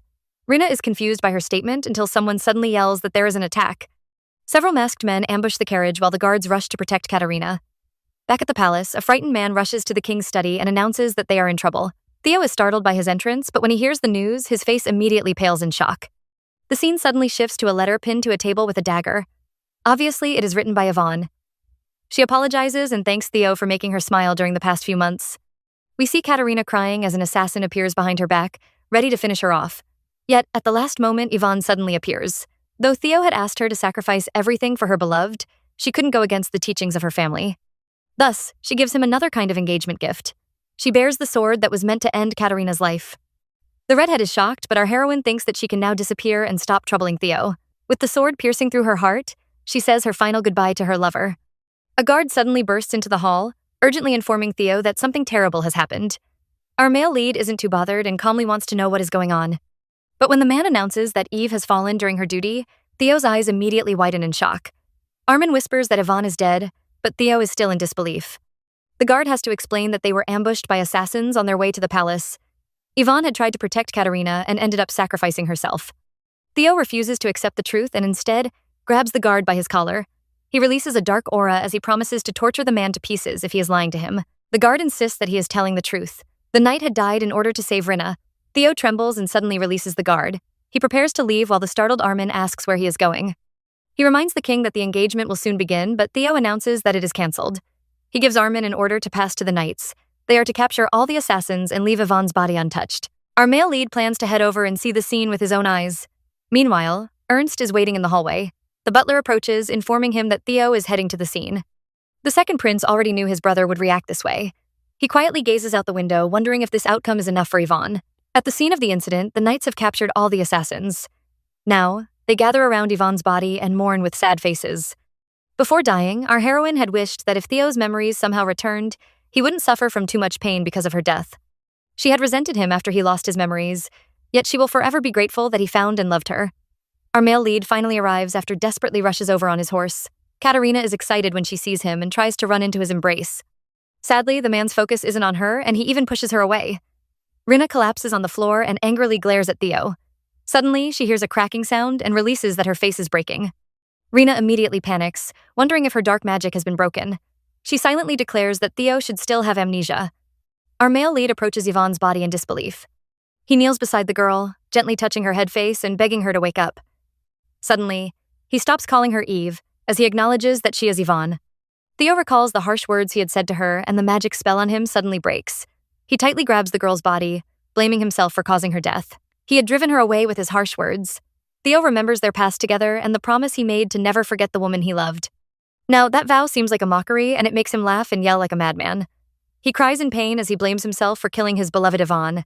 Yet, he keeps apologizing and begs her to come back again.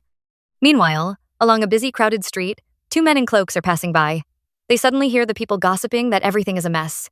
The emperor's personal aide had passed away, which had ruined such a happy engagement. The cloaked man turns out to be Lyndon, and he is stunned by this news. He hurriedly rushes over to the second man, informing him that he has to head somewhere for a brief while. He warns the man called Brian not to wander off or run away while he is gone. Sir Brain turns around and we see the familiar green eyes and silver hair. Who else is thinking what I'm thinking? Suddenly, he feels a strange sensation like someone just passed by. Behind the bushes, we see Benjamin talking to a hooded figure. He informs the person that they can cross the borders as long as they hide their identity. The figure finally looks up and we discover that the supposedly dead Yvonne is still alive. Yvonne is at Benjamin's mansion, watching a bird settle into its nest. She looks across the lake, thinking that she will reach the borders after crossing those mountains. Just as Benjamin suggested, coming north was the right decision. Once she crosses the border and escapes to another country, she will finally be safe. Yvonne sips her tea and wonders if Theo has already heard the news about her death. Turns out this entire plan was our heroine's idea. She had reached out to Benjamin and Ernst and asked the Ferdinand heir to create a corpse for her with his magical powers. Benjamin admitted that his magic could create a scarecrow that looked similar to Yvonne. All they needed was a dramatic scene to make the emperor believe that she was dead. Amid the chaos, Theo would never realize that the body was fake. Yvonne suggested carrying out the plan on the day of the engagement. She agreed to be Rena's escort, so she could create a scene where she died protecting Rena. Ernst was reluctant and wanted to know if they had to go this far. Yvonne hesitated, but then she thought about Theo. His obsession with Yvonne was no longer normal. For 10 years, he has never stopped searching for her, and if he knows that she is alive, he will never let her go. He wouldn't care how long it takes or if the world ended. He would never give up on her. Therefore, Yvonne had to stage this scene to save both herself and Theo. Ernst gently rubbed her head and told her to get rid of the sad expression. He reminded her that she had to be happy for the sake of her unborn baby. The second prince offered to stay behind and stop his brother, Theo. Yvonne tried to protest, but Ernst insisted that he had made up his mind. He wants to protect his brother and save the empire from falling into chaos. He apologized to Yvonne because he had once again failed his promise to run away with her. Our heroine, touched by his sacrifice, stared at him with grateful eyes. The second prince turned away and suddenly approached Benjamin. He grabbed his hand and desperately begged the man to protect Yvonne. Our heroine recalls the past, hoping that Ernst doesn't push himself too hard. Suddenly, Benjamin rushes in with a panicked expression and announces that they are in trouble. He reveals that Emperor Theo has taken the fake body into the palace. Yvonne immediately jumps up in alarm. She is afraid that Theo might discover that the body is fake. Benjamin grabs her shoulders and tells her to calm down. He promises to protect her and the child no matter what happens. Yvonne is moved by his words and suddenly begins to cry. Benjamin pulls her into a hug, telling her not to worry. He promises to solve all her problems and asks her to trust him. He sounds like a perfect gentleman, until we see the evil, malicious smile on his face. Back at the Albrecht Palace, Theo refuses to leave the side of the fake Yvonne. He stares at her lifeless body, feeling guilty that he couldn't recognize his beloved. He trembles in despair as he recalls all the bad things he did to her. Theo keeps apologizing as tears run down his face. Armin, who always appears at the wrong time, chooses this moment to nervously approach. He apologizes for disturbing Theo and hands him a letter he found in the office. He suggests that Yvonne must have left it behind for him. Theo glances at the paper and suddenly laughs and calls it cute. Yvonne had suffered all kinds of bullying after he lost his memories, yet the only thing she could do was leave him a letter filled with insults. Theo is upset and calls Yvonne a little fool. She should have beaten him up after he lost his memories and bullied her. She could even have killed him and run away. Instead, she stayed and ended up dying. Theo is filled with guilt and believes that he killed Yvonne. Armin is worried about his master, but Theo is focused on Yvonne. He has treated her injuries, and now, she looks like she's just asleep. He leans closer to her and quietly calls her name. He vows to do anything he can to bring her back to life. Suddenly, Theo pauses in shock as he remembers an important detail. Dark magic can be used to revive the dead. He immediately becomes excited and orders Armin to contact the Kingdom of Kerbal. The secretary is confused by the sudden command until Theo reveals that he wants their national treasure. He immediately panics and begs Theo to change his mind. The Kingdom of Kerbal isn't an obedient dog. There is no way they would hand over their national treasure. Our male lead insists that he is willing to do anything to bring Yvonne back to life. He laughs like a demon, revealing that he can go to war or even destroy the whole world. With a determined gaze, he begs Yvonne to wait for him. Armin is about to die of despair. He tries to stop Theo, explaining that this isn't the right time for a war. Left with no choice, he brings up Yvonne. He tells Theo that the girl would be sad if a war started because of her. Our male lead indeed pauses, wondering if his beloved would truly be upset. Armin insists that she will and praises Yvonne as a kind and delicate person. She would surely be in pain if people were sacrificed because of her. Theo finally stops and admits that Armin is right. The secretary is relieved that his little plan had worked. He always knew that Theo cherished Yvonne, but he never knew that using her name would actually work. Now, he is even more curious about the relationship between the two. Suddenly, we hear someone calling out to Theo. Armin looks shocked as the visitor approaches. It turns out to be Linden, who apologizes for arriving late. He has finally returned after carrying out the Emperor's orders. Unfortunately, our male lead doesn't remember giving any orders. Armin has to explain that Linden was sent on a secret mission under the king's orders, though he has no idea what the mission was. Linden is disappointed, as he realizes that Theo has truly lost his memories. The Emperor asks him to reveal his mission, but the knight seems a bit reluctant. Theo has to give him a harsh warning before Linden finally speaks. He reveals that he has been searching for the other survivors of Chernisha. Theo is shocked while Armin struggles to recall the Chernishas. He finally remembers that they were one of the 3 great families. They were destroyed for attempting rebellion 10 years ago. Theo is upset when he learns that he forgot the restoration order he made for Yvonne. Determined to correct his mistakes, he announces that there is now a change of plans. He gives Linden full authority. The knight is free to turn the empire upside down, as long as he can find a way to bring Yvonne back to life. Armin is shocked to hear Yvonne's name, while Linden realizes that the Lord has regained his memories. Theo ignores their stunned looks, stating that he is heading to the Ferdinand estate. He believes that their magic might be enough to save Yvonne. Over at the Ferdinand estate, Katerina is drowning in despair. She stares at the broken mirror, thinking that things shouldn't have ended this way. She was supposed to be the glorious empress, but now, her face has been ruined and damaged. Suddenly, she hears footsteps approaching and immediately retreats in fear. But when she looks up, she is relieved to see Theo. She thinks he has come to save her, but the man roughly grabs her by the collar. Theo warns Katerina not to say his name again unless she wants to lose her tongue. He is filled with fury when he remembers that Yvonne died for her. Katerina is afraid as she realizes that Theo's memories have returned. It seems her black magic has failed. She is unwilling to die, so she begs Theo to spare her life. Filled with desperation, Rena suddenly remembers the old tree. She quickly tells Theo about the mysterious tree hidden within the Ferdinand estate. According to her, the tree has incredible powers that might save Yvonne. Theo releases the girl, shocked that something with such great power was hidden in the Ferdinand estate. Katerina begs him to spare her, but Theo gives her a cold smile. He has no intention of killing Katerina until she has served her purpose. Now, he orders the girl to lead him to the tree. The Ferdinand estate falls into chaos. They all scream in horror when they see the king dragging Katerina by her hair. Theo ignores their stares and instead asks Katerina for directions. The girl points to the greenhouse, explaining that the old tree is hidden behind that door. Theo steps into the garden and immediately freezes in shock. A giant white tree is in the middle of the garden, glowing with large amounts of energy. He can't believe something this powerful has been hidden inside the Ferdinand estate. He is sure that the tree has enough power to bring Yvonne back to life. Theo happily reaches out to touch the tree, but is met with a powerful barrier. Katerina explains that the Ferdinands had placed a barrier around the tree. No one can approach it without permission from the head of the family. Theo is furious and begins to attack the barrier with his bare hands. The wall releases some electricity, but he refuses to stop. Katerina begs him to give up, warning him that he could die, but Theo would rather end his life than live without Yvonne. Suddenly, a voice calls Theo selfish for refusing to let Yvonne go. Our male lead is surprised because someone is standing inside the barrier.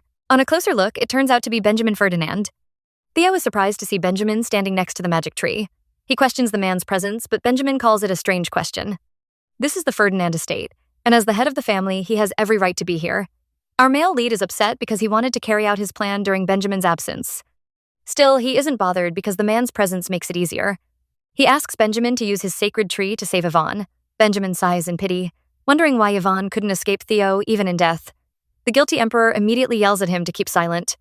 He is aware of how badly he treated Yvonne, and even though he lost his memories, that excuse wouldn't heal her wounds.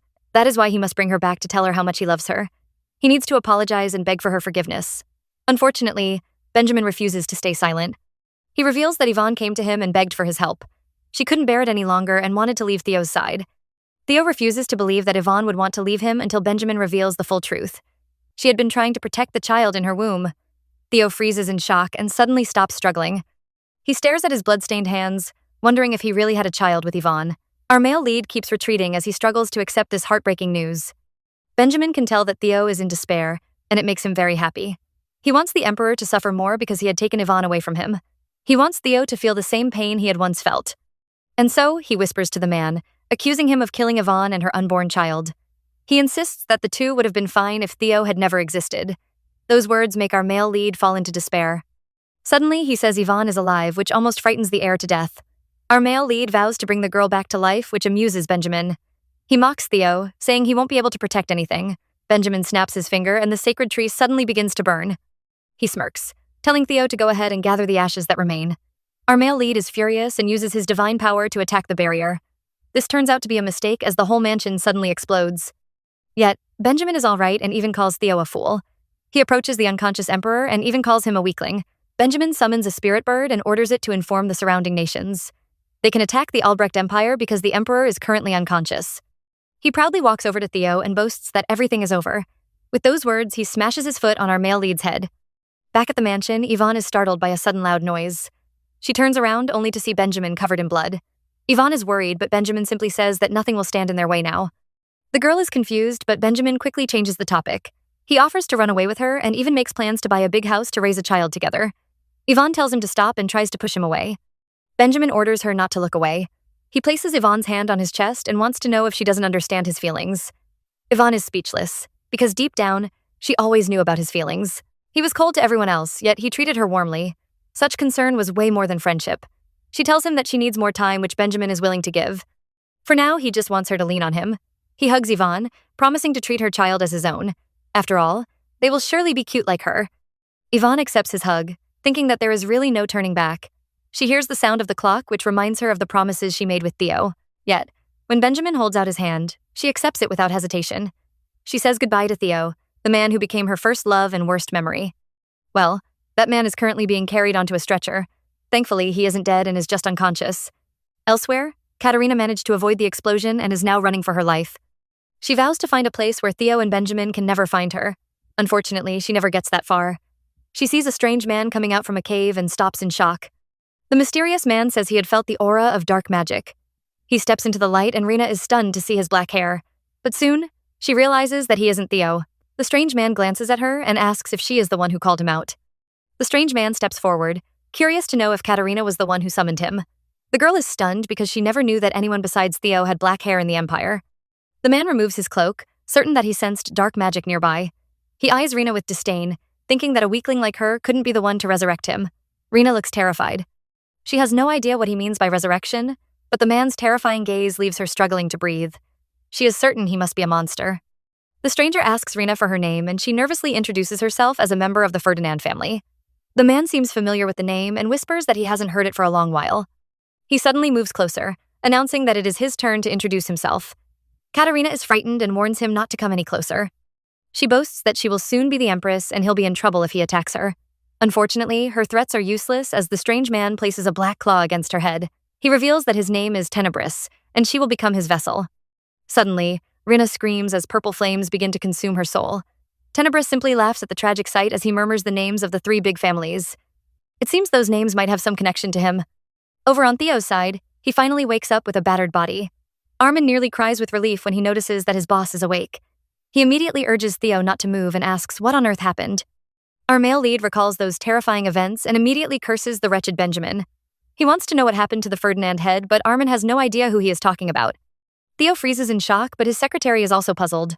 There is no way he wouldn't know the heads of the three great families. Yet somehow, he can't remember the Ferdinand heir? Theo immediately stands up as a terrifying thought crosses his mind. He recalls Benjamin's vow to punish him for forgetting the woman he loved. He races to Yvonne's room, only to find it completely empty. Our male lead collapses to the ground, filled with despair. He realizes that Yvonne has disappeared again and is certain that Benjamin took her away. He must have erased everyone's memories and traces of her, just like he erased Theo's memories before. Just then, Lyndon rushes into the room and announces a major crisis. The surrounding nations have formed an alliance and declared war on Albrecht. Armin is alarmed and wonders why they would suddenly turn against them. Theo begins to laugh like a maniac as tears stream down his face. He declares that he will never give up on Yvonne so easily. Without her, the entire world means nothing to him. He orders his men to inform the allied nations. He will take away their treasures and relics and destroy everything they hold dear.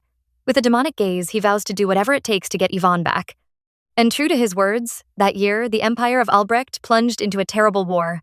The rumors claim that the Emperor has finally gone mad after losing his precious fiancée. But the truth is, Theo has always been mad. It was only because of Yvonne that he could finally become a human. 4 years pass and the scene shifts to the kingdom of Caligor. We see a pink-haired lady walking through the market, searching for something to buy. A seller calls out to her to buy some fruits, and the girl turns around with a happy smile. Suddenly, a man pushes the seller aside and warns her to be more careful when choosing her customers. The woman is stunned by his sudden behavior, but the man explains that the pink-haired lady is the maid of the famous witch of Arbella. The witch only recently moved in, but many rumors have already spread. People claim that she bewitches others and eats their souls. She also dances with corpses in the grave whenever there is a full moon. The maid is annoyed when she hears the rumors and she suddenly throws a tantrum. She insists that the rumors aren't true and proudly defends her beautiful mistress. The woman had saved her when she was abused by her relatives and had given her a job as her servant. The maid boasts that the strange rumors are only spreading because her mistress is too pretty. She suddenly gives everyone a demonic smile, warning them not to call her mistress an evil person. Next, she pulls out a huge purse filled with money and says she will buy everything the woman is selling. After all, her mistress is a capable woman with plenty of money. The seller's eyes turn into dollar signs and she quickly shoves the gossiping man away. Soon, the maid buys everything she wants and her carriage is loaded with goods. She thinks about her mistress and complains that her kindness can sometimes be a problem. But she remembers that the beautiful woman just wants a peaceful life for her and her children. Speaking of kids, the maid hears someone calling her name. She turns around and sees two adorable little buns running towards her. The children both have silver hair and green eyes, which look very familiar. The maid is charmed by their adorable appearance and hugs them tightly. She asks about her mistress, but the little buns signal that she should remain quiet. They point towards a white chair where we see our beloved heroine dozing in the sun. We take a brief glimpse at Yvonne's past. 4 years ago, she overheard the maids gossiping about her relationship with Benjamin. They were convinced that something strange was going on between Yvonne and their master. One maid even wondered if she would eventually become the mistress of the estate. But another leaned closer and revealed a shocking secret. Yvonne was carrying another man's child. The maids were alarmed and feared that her pregnancy would tarnish their master's honor. Yvonne heard those words and it finally forced her to make a decision. Later, she told Benjamin that she wanted to find a place in the kingdom of Caligor. She claimed that she had always dreamed of living in a small village near the lake. Benjamin wasn't convinced and wondered why she suddenly wanted to leave. He reminded her that traveling alone wasn't safe in her condition. Yvonne assured him that she would be fine. Before leaving the palace, she prepared enough money to take care of herself. She was grateful for the precious jewels Theo forcefully gave her when they were lovers. Now, she could use those treasures to care for their baby. Still, Benjamin remained reluctant to let her go. He even offered to move to another mansion if she felt uncomfortable. Yvonne saw his clenched fist and knew she had to make a decision. She apologized because she doesn't want to burden him any longer. She was aware that he had feelings for her, but she also knew that she could never repay his love. She had already experienced the happiness of falling in love and the pain of losing her lover. Now, she believed that she could never love anyone else again. She smiled at Benjamin and quietly gave him her answer. A week later, she left the Ferdinand estate in secret. Now, back to the present. Our heroine collapses on the table, completely drained from playing with the kids all day. Her maid is amused and urges her mistress to rest. Just then, Yvonne recalls the huge amount of food she had seen in the carriage. She teases Laura about it, and the guilty girl immediately looks away. She lies that the fruits were in season, so she bought them for the twins. Yvonne isn't deceived and is sure the maid must have heard some strange rumors again. Ever since she moved to the small town of Arbella, the villagers have been gossiping about her. Yvonne had bought an expensive mansion in a secluded area and rarely left the estate. Since no one ever saw her outside, the villagers spread rumors that she was a witch. Yvonne is actually grateful for the rumors because they keep the villagers away, but Laura seems to have a different view. The maid apologizes, but Yvonne jokingly says she will deduct the cost from her salary. The girl nearly faints, so she quickly clarifies that she was joking. She tells Laura to buy less from now on, but while the maid agrees, she adds that no one can bully her mistress. Yvonne is grateful to have such a kind and thoughtful maid. After hearing the maids at the Ferdinand estate, she was reluctant to hire any staff. But Laura was different. Her mother was a midwife and she had helped Yvonne after the birth of the twins. Our heroine feels that her current life is peaceful, well, apart from a few troublemakers. One of her biggest nuisance suddenly arrives, loudly calling Yvonne his angel. Our poor girl nearly chokes to death when she hears his voice. The assassin is Derek, the second son of the Lord of Arbella. He calls Yvonne his angel and declares that her beauty has blinded him once again. The knight glares at him, thinking about how peaceful their lives would be if this man simply stayed away. She scolds Derek for suddenly showing up, but he kneels and declares that her angry voice sounds like a fairy's whisper. Yvonne is frustrated and can't understand why strange men keep rushing into her life. Derek reveals the little treasure he has brought along, a little doll of the famous character, Jericho.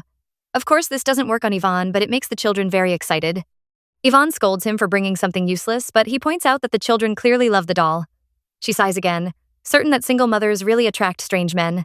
She warns Derek that bad rumors will spread about the Lord's son visiting the witch's mansion. The man proudly says his people don't gossip, but Laura can clearly object to that. He tells Yvonne not to keep pushing him away because her children also need a guardian. She reminds him that she is already their guardian, but he insists that the kids will need a father as they grow older. The girl immediately looks upset, which the kids notice. They kick Derek away, calling him a bad guy and warning him not to bother their mother.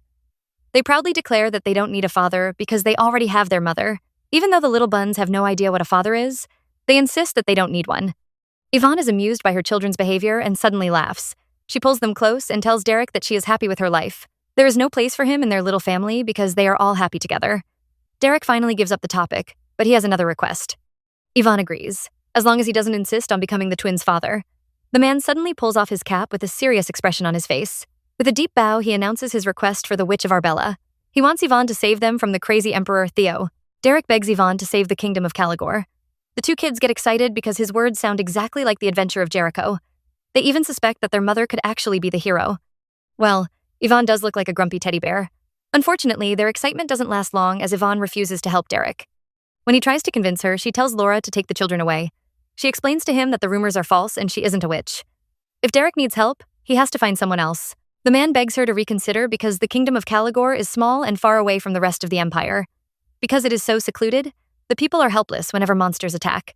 However, ever since Yvonne arrived, the villagers have been safe from monster attacks. Our heroine becomes nervous because she has secretly been defeating the monsters. She worries that Derek has somehow discovered her secret, but the silly boy has no idea. Instead, he thinks she must have used some kind of spell to drive the monsters away. He gets even more dramatic, kneeling and begging Yvonne to place a curse on the evil emperor. Our heroine is disgusted by his drama and quickly slams the door on his face. She can't believe that everyone really thinks she is some kind of witch. She refuses to get involved with Albrecht because she is actually afraid. She worries that Theo might snatch the children away if he discovers their existence. Yvonne returns to the room, only to find her kids lying on the floor and wailing in agony. She is concerned about them, but the kids accuse her of being the warrior Jericho. Yvonne sighs in confusion, wondering how they came up with this silly idea. She picks them up and playfully says crying kids can't visit the theater. The twins immediately raise their adorable heads and stare at Yvonne. She announces that they are going on a trip to the village to watch a play about the famous Jericho. The family arrives in town where a festival seems to be happening. The kids rush ahead in excitement while Yvonne begs them to slow down and stay close to her. Laura says the children are just happy to finally leave the house, after being stuck inside for so long. Yvonne complains that the twins have become more restless. The women had spent 2 hours getting them ready for the trip. Laura suggests that Yvonne hire more servants. She points out it'll become more tiring when the children get older. Plus, it is about time to start their education, so Yvonne will have to hire a nanny or tutor. Our heroine is reluctant, but promises to think about it. Laura then offers to take the children to buy their tickets so Yvonne can get some rest. Our heroine is left alone, and she worries about bringing more people into their lives. She has to cover her face just to hide her identity, and the idea of more servants seems terrifying. Still, she can't ignore the children's education. Even though they haven't shown any abilities, Yvonne is sure they'll inherit Theo's divine power or her swordmanship. She has no idea what to do when those powers finally appear. Just then, a loud argument catches her attention. A villager complains about the expensive goods, but the seller replies that their carriage was recently attacked by the monsters. Yvonne notices that the monster attacks have increased and are happening closer to the village. Thankfully, she came prepared in case something happens. She lifts her cloak and we see a hidden sword under. Laura finally squeezes her way out of the crowd. She happily holds the tickets as she returns to the spot where she left the kids. But when she arrives, she discovers that the children are missing. The maid screams in fear and instantly begins to worry. Meanwhile, the naughty kids are having the time of their lives. They wander around the streets, amazed to see Jericho everywhere. Erwin runs off to find some food while Leah happily stares at the Jericho dolls. She points to the doll she wants, just as a little girl asks her father for the same one. The man happily agrees to buy it for her and playfully lifts his daughter into his arms. The two share a joyful moment, but Leah is heartbroken by this scene. She clenches her chubby fingers and quietly whispers the word "Dad." Meanwhile, her father is in the kingdom of Kerbal, once again terrorizing another nation. The Kerbal king kneels and begs for Theo's forgiveness, but the emperor calls him pathetic. The man had boldly attacked Albrecht, yet now he is begging for his life. The Kerbal king glances at Theo, only to see his black hair and shining golden eyes. The emperor is covered in blood and looks just like a demon. The frightened king offers to hand over the relics of Tenebris in exchange for his life. He gives Theo a crown with red jewels, but our male lead notices that it is fake. The king tries to argue, but Theo suddenly slashes his hand. He orders his men to cut out the king's tongue and throw him into the dungeon. Lyndon approaches Theo to report their next destination. He points to a small territory on the map, which is the Kingdom of Caligor. After 4 years, it seems our main leads will finally meet. At first, Lyndon thought the territory was too small, but if they conquer Caligor, the entire region will fall under their control. Theo agrees to his decision but refuses to rest. He wants the army to move forward immediately to the Kingdom of Caligor. What they don't know is that a pink-haired boy is secretly hiding and listening to their conversation. He trembles when Theo announces that the army will depart the following morning. The Kingdom of Caligor is known for its beautiful scenery and warm weather throughout the year. Though small in size, it has managed to survive among other powerful kingdoms. And Frederick is the crown prince of this beloved nation. Well, at least he was. Now, he trembles with fear as he listens to Theo's plans to invade the Kingdom of Caligor. He can't understand why the mighty emperor would want to invade their little kingdom. He regrets not listening to his father's warnings, which is why he is stuck in this troublesome situation. Frederick cries as he whispers that he wants to go home, but he knows he can't return. His father had disapproved of his commoner lover, declaring that he would rather die than see his son marry beneath his status. Frederick believes that if he accomplished something remarkable, his father might change his mind. That is why he came to the Kingdom of Kerbal, even in the midst of the war. He really wants to give up, but he recalls his lover who always encouraged to be brave. Perhaps this is the perfect opportunity to prove himself. Frederick is sure that after conquering Kerbal, Theo must be feeling relaxed. See, he hasn't even noticed his presence. The Crown Prince begins to have some delusions. If he defeats Theo, he will become the hero of the world and will conquer the whole continent. His father and lover would look at him with pride and everyone would praise him for defeating the evil emperor. Filled with those grand dreams, he nervously grabs his sword and rushes to attack Theo. Lyndon panics at the sight of the intruder, but our male lead just turns around with an evil gaze. I think we can all guess what would happen next. Back to our heroine. The villagers discover a large footprint that clearly doesn't belong to an ordinary animal. They are afraid the demonic beasts have invaded their town. Unfortunately, Yvonne has no time to worry about the beast. She rushes through the crowd, desperately searching for her missing children. Behind her, Laura is filled with guilt and keeps apologizing, but Yvonne has no time to blame anyone. She urges the maid to keep searching, and the two immediately split up. However, Yvonne soon realizes that it is impossible to search through the crowd. She trembles in fear at the thought of losing her kids forever. Her mind drifts to the past when Benjamin asked if she would ever regret her decision. Back then, Yvonne had already made up her mind. She thanked him for everything he had done and refused to turn back. Benjamin then warned her that Theo had started a war of conquest. Rumors were spreading that he had gone mad after losing his beloved fiancée, and that's what caused him to start a war. Yvonne replied that it had nothing to do with her, but Benjamin insisted that it did. Katerina had gone missing while carrying the emperor's child, and without her, Theo can never call off the engagement or choose another empress. Therefore, the children Ivan would bear will be the emperor's only heirs. Benjamin tried to convince her that Theo would never leave them alone if he discovered the children. He might even force her back under his control. He then asked her again if she would regret her decision, but Ivan can't remember her reply. Now, she desperately searches for her children until she suddenly hears a familiar voice. She turns around only to see Odlia arguing with another child. Apparently, she is trying to steal the girl's father. Our heroine calls her daughter's name in relief, and the girl turns around with a happy smile. Ivan pulls her away from the man and thanks him for watching her daughter. Once he leaves, she yells at Odelia for running off on her own. The little girl apologizes, and Ivan's anger instantly fades away. She then notices the sad look on her daughter's face and asks if something is wrong. The little girl is upset because she also wants a father, and she asks why she doesn't have one. Ivan freezes in shock and suddenly becomes mute. Thankfully, Laura arrives with Erwin, which saves her from replying. Leah, distracted by her brother's hot dog, lets go of her mother. Just then, an announcement echoes through the town that the play of Jericho will soon begin. The children are eager to see the performance and rush towards the theater. Ivan watches them go, still thinking about Leah's question. Even while the performance is ongoing, her mind is filled with those words. She never expected Leah to ask about her father so soon. The girl might be distracted by the play for now, but Ivan knows she will soon ask again. She glances at her kids, wondering what she is supposed to tell them. Should she reveal that their father is the famous emperor who everyone calls a madman, or that he treated her badly, so she ran away because she was afraid he'd treat them the same way? Ivan discards those thoughts because she will never tell them anything that might hurt their feelings. She believes she could raise the children on her own, but everyone keeps saying, needs more help. Now, Ivan wonders if she had been wrong. Meanwhile, the little buns are completely focused on the play. On the stage, Jericho, the brave teddy bear, is battling a dark demon. He describes the creature as a symbol of darkness, which has always been associated with evil. The words immediately make Leah upset. She nervously plays with her hair as she wonders if darkness is truly evil. Suddenly, the performers pause as a loud sound echoes from above. Laura thinks this is part of the play, but Ivan nervously says it is not. Before she can speak further, a demonic creature suddenly appears. Chaos spreads as soon as the monster appears. Ivan quickly hands the children to Laura and orders her to run away. The maid worries about her mistress, but Ivan tells her not to be afraid. She draws her sword, determined to face the monster alone. As Ivan battles the beast, she wonders how it could appear in their little town. She can barely control her sword after years without practice and desperately hopes the guards will soon arrive. Our heroine releases a deadly slash, but the beast suddenly disappears. She looks around in shock, wondering if the monster has invisibility powers. She searches around, thinking it must be nearby. But Ivan is totally wrong. The crafty monster has gone after her children. Laura tries to escape with them, but the children suddenly see the monster behind them. They scream in fear, which causes Laura to glance back at the monster. She loses focus and trips over her feet, crashing to the floor. Thankfully, she manages to shield the children with her body. Laura faints from the impact while the children try to wake her up. Erwin notices that Laura isn't moving and suddenly rushes forward with his little sword. Leah warns her brother that it is dangerous, but he insists that everything is fine. He raises his sword and proudly declares that Knight Jericho is the strongest.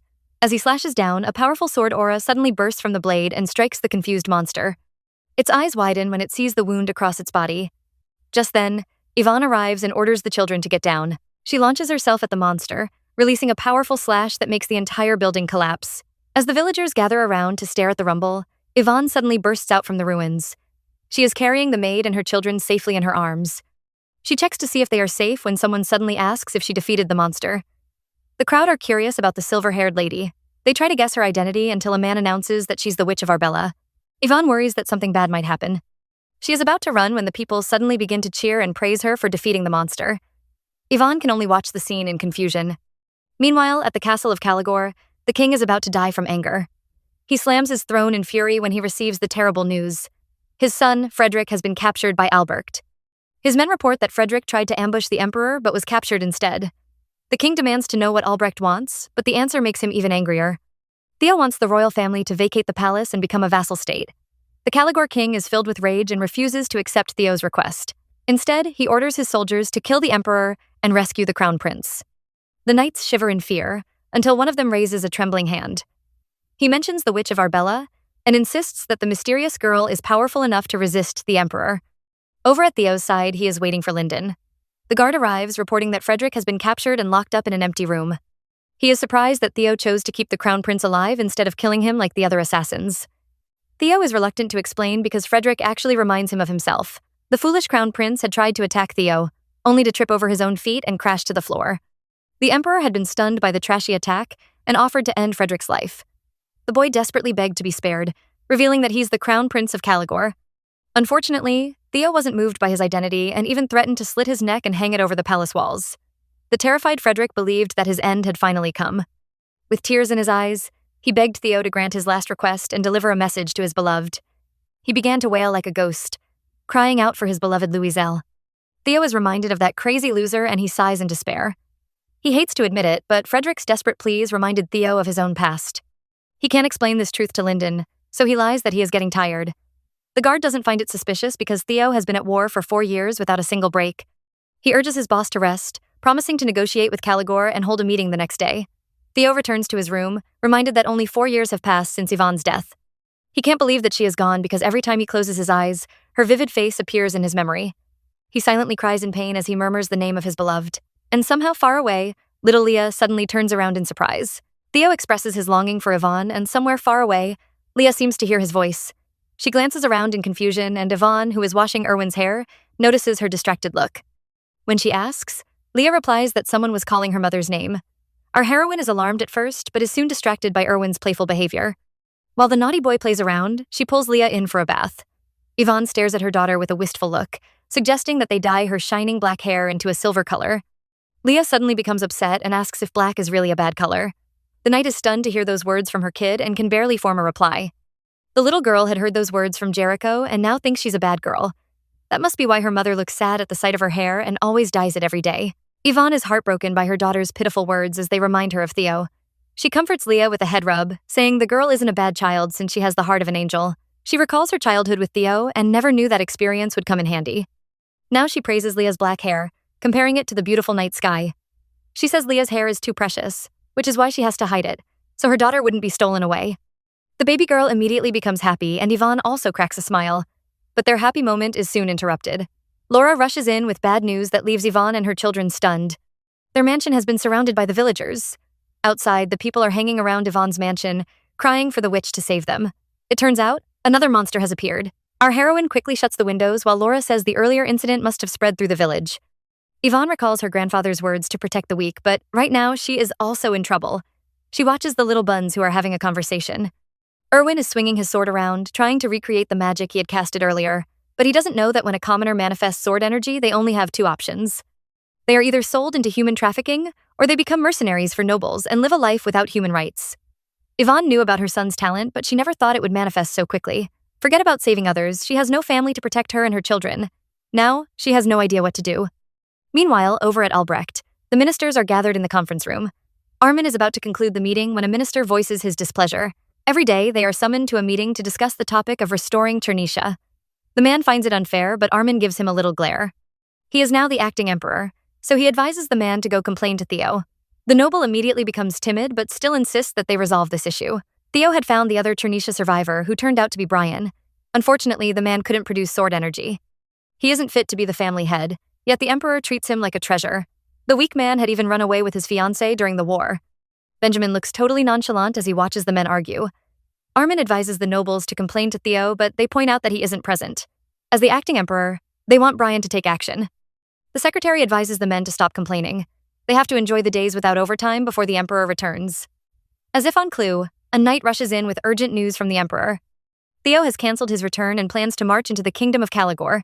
Benjamin is alarmed by this news and immediately begins to sweat. Of all places to go, Theo just had to choose Caligor. He recalls Yvonne's rejection and is afraid she might never choose him. The thought makes him furious because he has been waiting for her for a lifetime. Benjamin keeps whispering Yvonne's name, and far away, the sound awakens the sleeping Leah. She complains about the noise as she awakens, wondering who could be talking about her mother. But when she opens her eyes, she finds herself surrounded by darkness. With no one around, Leah keeps walking until she spots a shining door. Meanwhile, our male lead has finally arrived at the Caligor Palace. He takes a look around and can't hide his disdain for their tiny mansion. Just then, he notices some black blood which looks similar to those of the monsters. Even more surprising, he sees a relic of Tenebris. Theo examines the relic, which looks like a human's ribcage, something that would only be used for some cursed ritual. He thinks it might be fake, but it turns out to be the Mirror of Time. After Yvonne's death, Theo became obsessed with finding the relics of Tenebris. He was the executor of darkness, but also the greatest mage of the Empire. Tenebris defied the laws of the world, and because of him, black became a cursed color. After his death, His soul was divided into fragments and passed down as relics in various countries. According to legends, if all the relics are gathered in one place, the ancient darkness will resurrect and bring the world to ruin. Theo doesn't care if the world ends because his life already ended the day Yvonne disappeared. He is willing to use black magic just to get a chance to see Yvonne again. The relic seems to sense his wish as it suddenly glows with a bright light that covers Theo. The next day, Yvonne heads over to wake up her kids only to find Leah's spot empty. The missing bun is currently in some other world which looks like a garden. And guess what? Theo is also here. She stares at the man, wondering if he is the one who always calls her mother. Theo is startled when he sees the little bun because she looks identical to Yvonne. Meanwhile, in some secret palace, we see a blonde man wearing the relics of Tenebris. Behind him is also a scary-looking black shadow. Now who could this be? To figure out who it is, we take a brief flashback to 3 years ago. Ernst is at Albrecht Palace, carrying a huge stack of books. He complains about his brother Theo, who is gathering books about dark magic relics. The people are already uneasy because of the war. If they find out that Theo is dabbling in strange sorcery, it could cause some serious problems. Just then, Ernst hears footsteps behind him and notices a shadow through the window. He assumes it is Theo because of the black hair, but soon realizes that the man is a complete stranger. The stranger talks about a vessel, complaining that the previous one had broken after a simple spell. But now, he grins as he stares at Ernst because he has found the perfect vessel right in front of him. The second prince is immediately alarmed and threatens to call the guards, but unfortunately, it is already too late. The stranger reaches out his hand and, suddenly, loud chaos erupts. Now, back in the present, we see the strange man who has taken over Ernest's body. From his words, we guess that he must be the famous Tenebris. He whispers that he was lucky to find such a suitable vessel. Plus, someone had gathered and sent him the relics that contained his soul. Now, he has almost recovered his powers and can finally keep his promise. Tenebris recalls the woman from his past who looks very similar to Yvonne. She is behind bars as she begs Tenebris to find her when he awakens. The mage clenches his fist as he remembers that teary face. He promises to find her and quietly whispers the name Chernisha.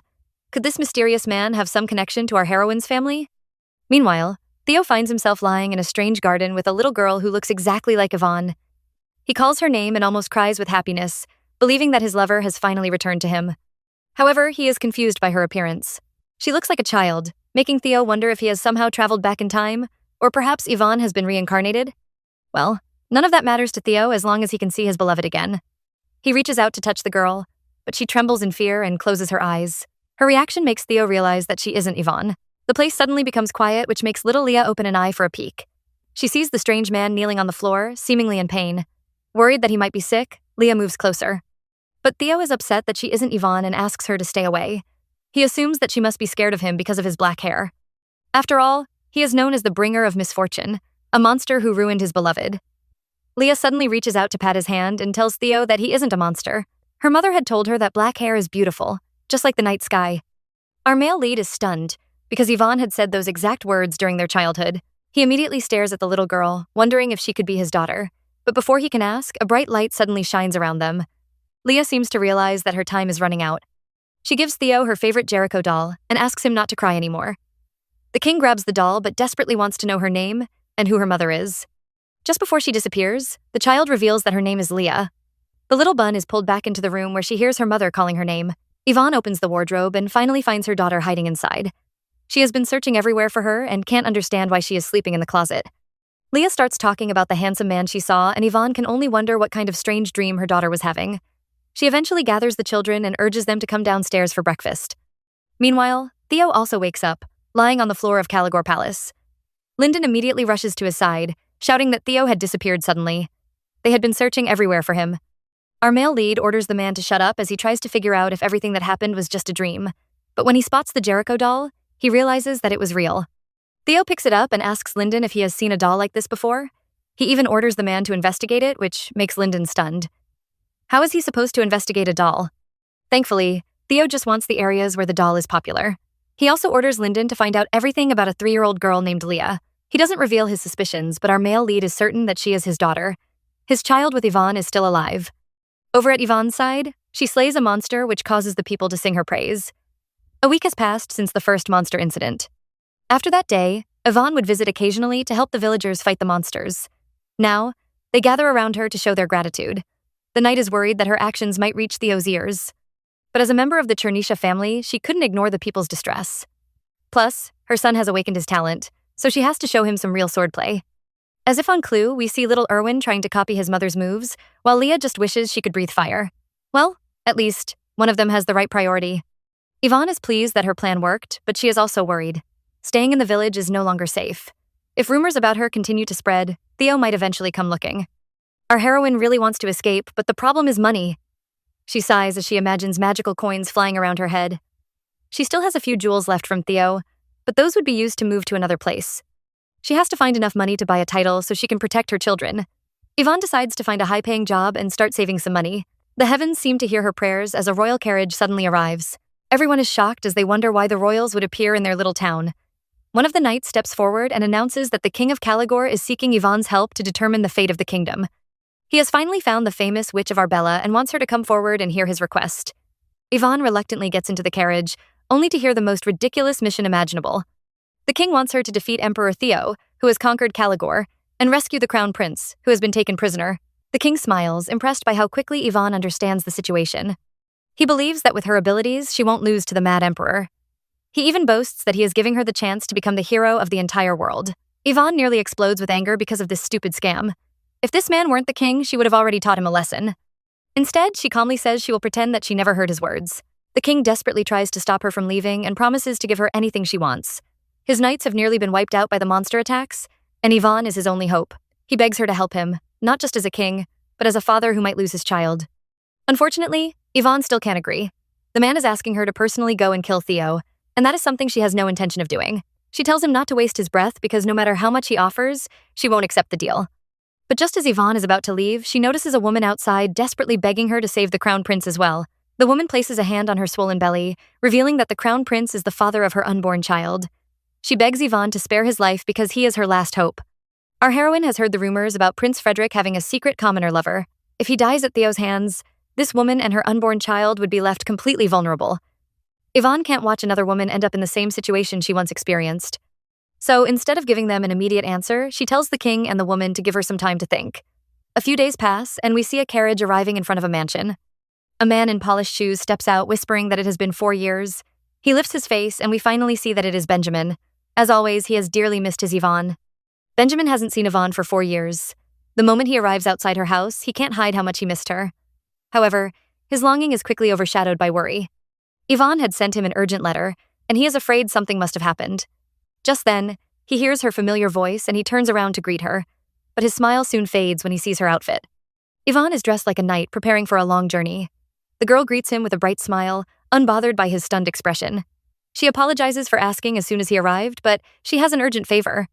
Benjamin is pulled into the house and he almost explodes when he hears Yvonne's request. The girl plans to escort the king to rescue the crown prince. The knight explains that she couldn't refuse. She understands the fear of raising a child alone.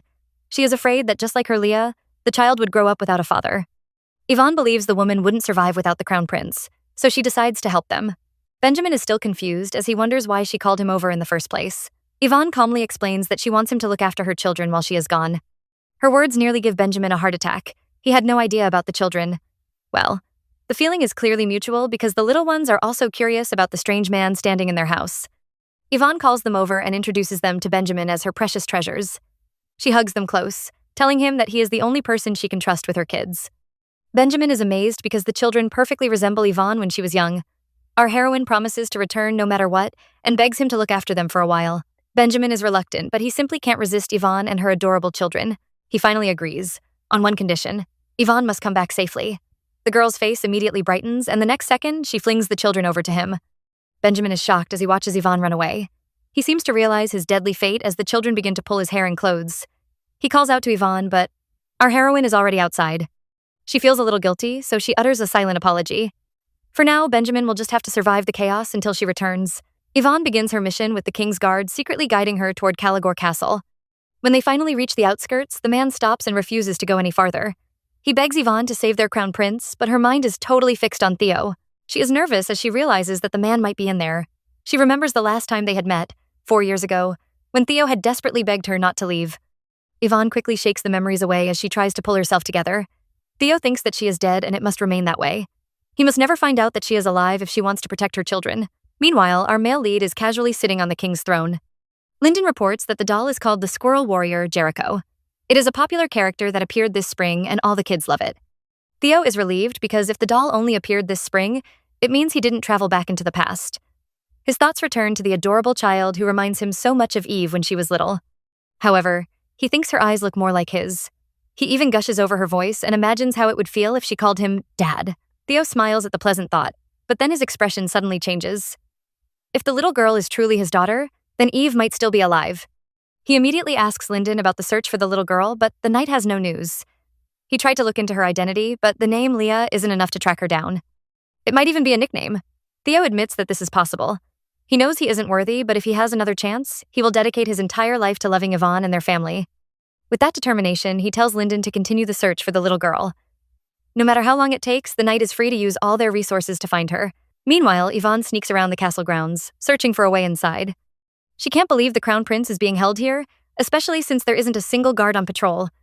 The silence makes her uneasy, and she worries that the whole thing might be a trap. Just then, she hears a faint sniffling sound coming from a brightly lit room. Yvonne immediately rushes over and looks inside, only to find a young man crying. He is terrified that he might die there when he suddenly hears a noise outside. The boy nearly screams when he spots Yvonne, but she quickly gestures for him to stay quiet. She whispers that he must be Crown Prince Frederick, and reveals that his fiancée sent her to rescue him. The man is delighted when he hears this news, but soon his happiness fades away. Yvonne suggests they climb down through the window, but after taking a look, Frederick nearly faints. He refuses to jump, afraid that he might break a bone or die. Yvonne assures him that this height is safe, but the man absolutely refuses to jump. She sighs in frustration because the only other option is to sneak out through the main entrance. As they begin their journey, Yvonne realizes that Frederick is quite a chatterbox. After asking about her identity, he starts talking about his fiancée. At this rate, the two might just get caught. Yvonne quickly assures him that Louiselle and the baby are fine. Her news shocks Frederick, who had no idea his beloved was pregnant. He even begins to cry from happiness. Yvonne is puzzled by his reaction, but he simply declares that he is the happiest man alive. His words bring back memories of Yvonne's own past. She can't help but wonder whether every man would be happy to learn that he is going to become a father. Frederick believes any man would be happy to know that the woman they love is carrying their child. His words leave Yvonne with a lingering doubt. Would things be different now if she had told Theo the truth? Before she can dwell on that thought, they hear loud footsteps approaching and a voice questions their presence. Frederick covers his mouth in fear, but Yvonne recognizes that voice. The next moment, Theo steps into view, complaining that a rat has sneaked into the palace. Theo steps into the room, annoyed that a rat has sneaked into his palace. Yvonne is alarmed by his sudden appearance and quickly covers her face to hide her identity. The Emperor realizes there are two intruders and summons several golden swords with his divine power. Yvonne tells the Crown Prince to stay behind her and draws her sword just in time. The golden swords fly toward them, but she manages to deflect them. Theo is shocked when the woman deflects his divine power. He notices her familiar sword aura and begins to suspect that she might be Yvonne. Our heroine scolds Frederick, who is hiding behind her in fear. She reminds him that if he doesn't pull himself together, he might never see his family again. She suddenly freezes when she hears Theo calling her name. He reaches out with trembling hands, relieved to see that his Yvonne is still alive. The knight is stunned by his expression, but before she can respond, Frederick grabs her and urges her to escape. Yvonne begs him to wait, but he pulls her toward the window and pushes them through it. The glass shatters as they fall to the ground below. Theo rushes to the broken window, desperately calling Yvonne's name. He almost cries from happiness as he realizes that she is really alive. Just then, Lyndon arrives, worried about the king. Our male lead orders him to find the people who fell and bring them back safely. He urges the knight to hurry, leaving Lyndon stunned by his reaction. Meanwhile, Yvonne lies on the ground, staring upward in shock. She thinks about Theo's reaction and is certain that his memory has returned. While she is lost in thought, Frederick boasts about his heroic escape. Even the huge bump on his head isn't enough to reduce his ego. He even wants Yvonne to tell his fiancée about his heroic deeds. Unfortunately, the girl tells him that she has to return to the castle. Frederick is horrified and can't understand why she would want to go back after everything they did to escape. He is convinced that Theo will kill them if they return. Yvonne knows he may be right. If Theo's memories have not returned, going back would put their lives in danger. But the expression she just saw on his face belongs to the man she once loved. She desperately wants to go back and confirm if Theo's memories have truly returned. Suddenly, Yvonne hears children's voices in her mind. She remembers that the kids are waiting for her at home. If something happens to her, they will be left behind. She apologizes to Frederick and agrees to continue their escape. The man proudly pats his chest, assuring her that she has made the right decision. He urges her to hurry while Yvonne decides to focus on returning safely to the children. But it turns out to be too late. The two hear a rustling sound coming from behind the bushes. Frederick immediately panics, believing that the king's men have already caught up with them. He hides behind Yvonne, trembling in fear. Our heroine draws her sword just as a man appears from behind the bushes. She immediately attacks, but to her shock, the stranger stops her strike. He stares at her, and she suddenly notices his familiar white hair and green eyes. Her eyes widen in disbelief as she recognizes him as Brian. The man is also stunned as he stares at Yvonne in disbelief. The next moment, he rushes towards her with joy. Our heroine thinks this must be a dream. Otherwise, why would Brian be here? The man is amused by her reaction and expresses how much he missed her. He hugs Yvonne tightly, calling her his little sister. The knight suddenly begins to sniffle, and the next moment, she bursts into a loud wail. Frederick is watching the scene in confusion when another woman suddenly steps out of the bush. She almost frightens the poor man to death. Yvonne finally stops crying and is shocked when Brian says he has been with the Emperor. He explains that Theo had found him as the last survivor and planned to restore the Chernisha family. However, after bringing him to the palace, the Emperor abandoned him for 4 years. The Chernisha heir was so angry he decided to run away. Yvonne realizes that Theo had searched for Brian because he wanted to restore the Chernisha family. He had kept the promise he made to her many years ago. Brian then explains that he didn't have the talent to qualify as the head of the family. He had only survived thanks to the pink-haired lady. The mysterious woman finally speaks up, introducing herself as Celine Leobrante. Yvonne is shocked by that familiar surname, and Brian confirms that she is Theo's cousin. He had somehow seduced her into becoming his fiancée. He is eager to hear Yvonne's story and wants to know where she has been all these years. Our heroine sighs as she narrates her story from the very beginning. By the time she finishes, everyone is speechless. They all stare at Yvonne in shock and can't believe she has 2 children. Even worse, their father is the Emperor. Brian always thought she had feelings for the Crown Prince since they were even engaged. Yvonne quickly explains that the engagement was made by the adults. Just then, Celine interrupts as she notices something strange. She points out, falling from a horse can cause memory problems, but it shouldn't make someone forget only certain people. Instead, there are other powers that can manipulate others' memories and emotions. Celine mentions black magic and asks Yvonne if she knows anyone who is skilled in magic. Yvonne freezes because only one name comes to mind: Benjamin! Meanwhile, back at home, Benjamin has drugged the maid and is now staring at the sleeping children with a malicious expression. At the mention of dark magic, Yvonne immediately thinks of Benjamin and all the strange things he has done. His face keeps coming to mind, and she wonders if he was really behind her misery. Yvonne quickly shakes off that thought and insists that it is impossible. She tells everyone that Benjamin is one of the few people she can truly trust. Just as he has always respected her choices, she decides to trust him too. Brian accepts her words, thinking that Benjamin must be a good person, just like Yvonne says. He even offers to thank the man when they finally meet. Still, he warns Yvonne to be careful of those involved in black magic, because they are all crazy. Behind them, Frederick remembers that Theo is also collecting relics related to black magic. His sudden movement startles Brian, who demands to know who he is. Yvonne happily replies that he is her money source, and poor Frederick almost dies from the betrayal. She explains that she is on a rescue mission for the King of Caligor, and she plans to collect a hefty reward. Brian immediately brightens up at the mention of money and declares that this is his field. In no time, he gets a rope out of nowhere and wraps Frederick into a dumpling. His fiancée even suggests that the rope is too light while poor Frederick can hardly move. Brian assures Yvonne that he will sell. Sorry, return Frederick for a good price. He urges his sister to return home first, but Yvonne is concerned about him. Brian knows she must be worried about the children, so he promises to handle everything quickly and catch up with her later. The crafty couple leave to fill their wallets while Yvonne keeps glancing at the Caligor mansion. She is obviously thinking about Theo, but at last, she decides to return home to her children. Unfortunately, the man she trusted so much is staring at her kids with an evil expression. He stretches his hand towards the twins, but instead of harming them, he gently pulls the blanket over their bodies. Benjamin is filled with grievance as he recalls the children forcing him to act like a horse. Indeed, kids never run out of energy. In the end, he couldn't bear it any longer and put them to sleep with his magic. He sighs in despair, declaring that this is the hardest request Yvonne has ever made. He glances at the unconscious Laura, thinking that he had no choice than to use dark magic. Instead, he blames everything on Eve. He always wanted her to rely on him and remain by his side forever. To achieve that goal, he had destroyed her whole world and cast her into a living hell. Yet the girl had still left him behind. Even at the end, she had crossed the borders alone without looking back at him. He believes that her decision had forced him to choose such a desperate method. You see, during the 4 years of Yvonne's absence, Benjamin has been thinking about their future. He decides that since he can't have her heart, he will manipulate her soul to make her his. He smiles darkly as he reaches towards Erwin, thinking that the boy will be the perfect sacrifice. Elsewhere, Theo is rushing toward the mansion while his men beg him to stop. He holds the Jericho doll tightly and keeps repeating Yvonne's name. Our male lead is excited because this isn't a dream. His Yvonne is truly alive and has finally been found. Lyndon had discovered a family that matched the description Theo had given. In a place called Arbella, a woman is raising 2 kids alone, a boy named Erwin and a girl named Leah. Now, Theo rushes toward the mansion where Yvonne is staying. His heart races as he opens the door, convinced that Yvonne and his children must be inside. He searches every room while calling their names, but there is no response. Theo panics and suddenly begins to yell.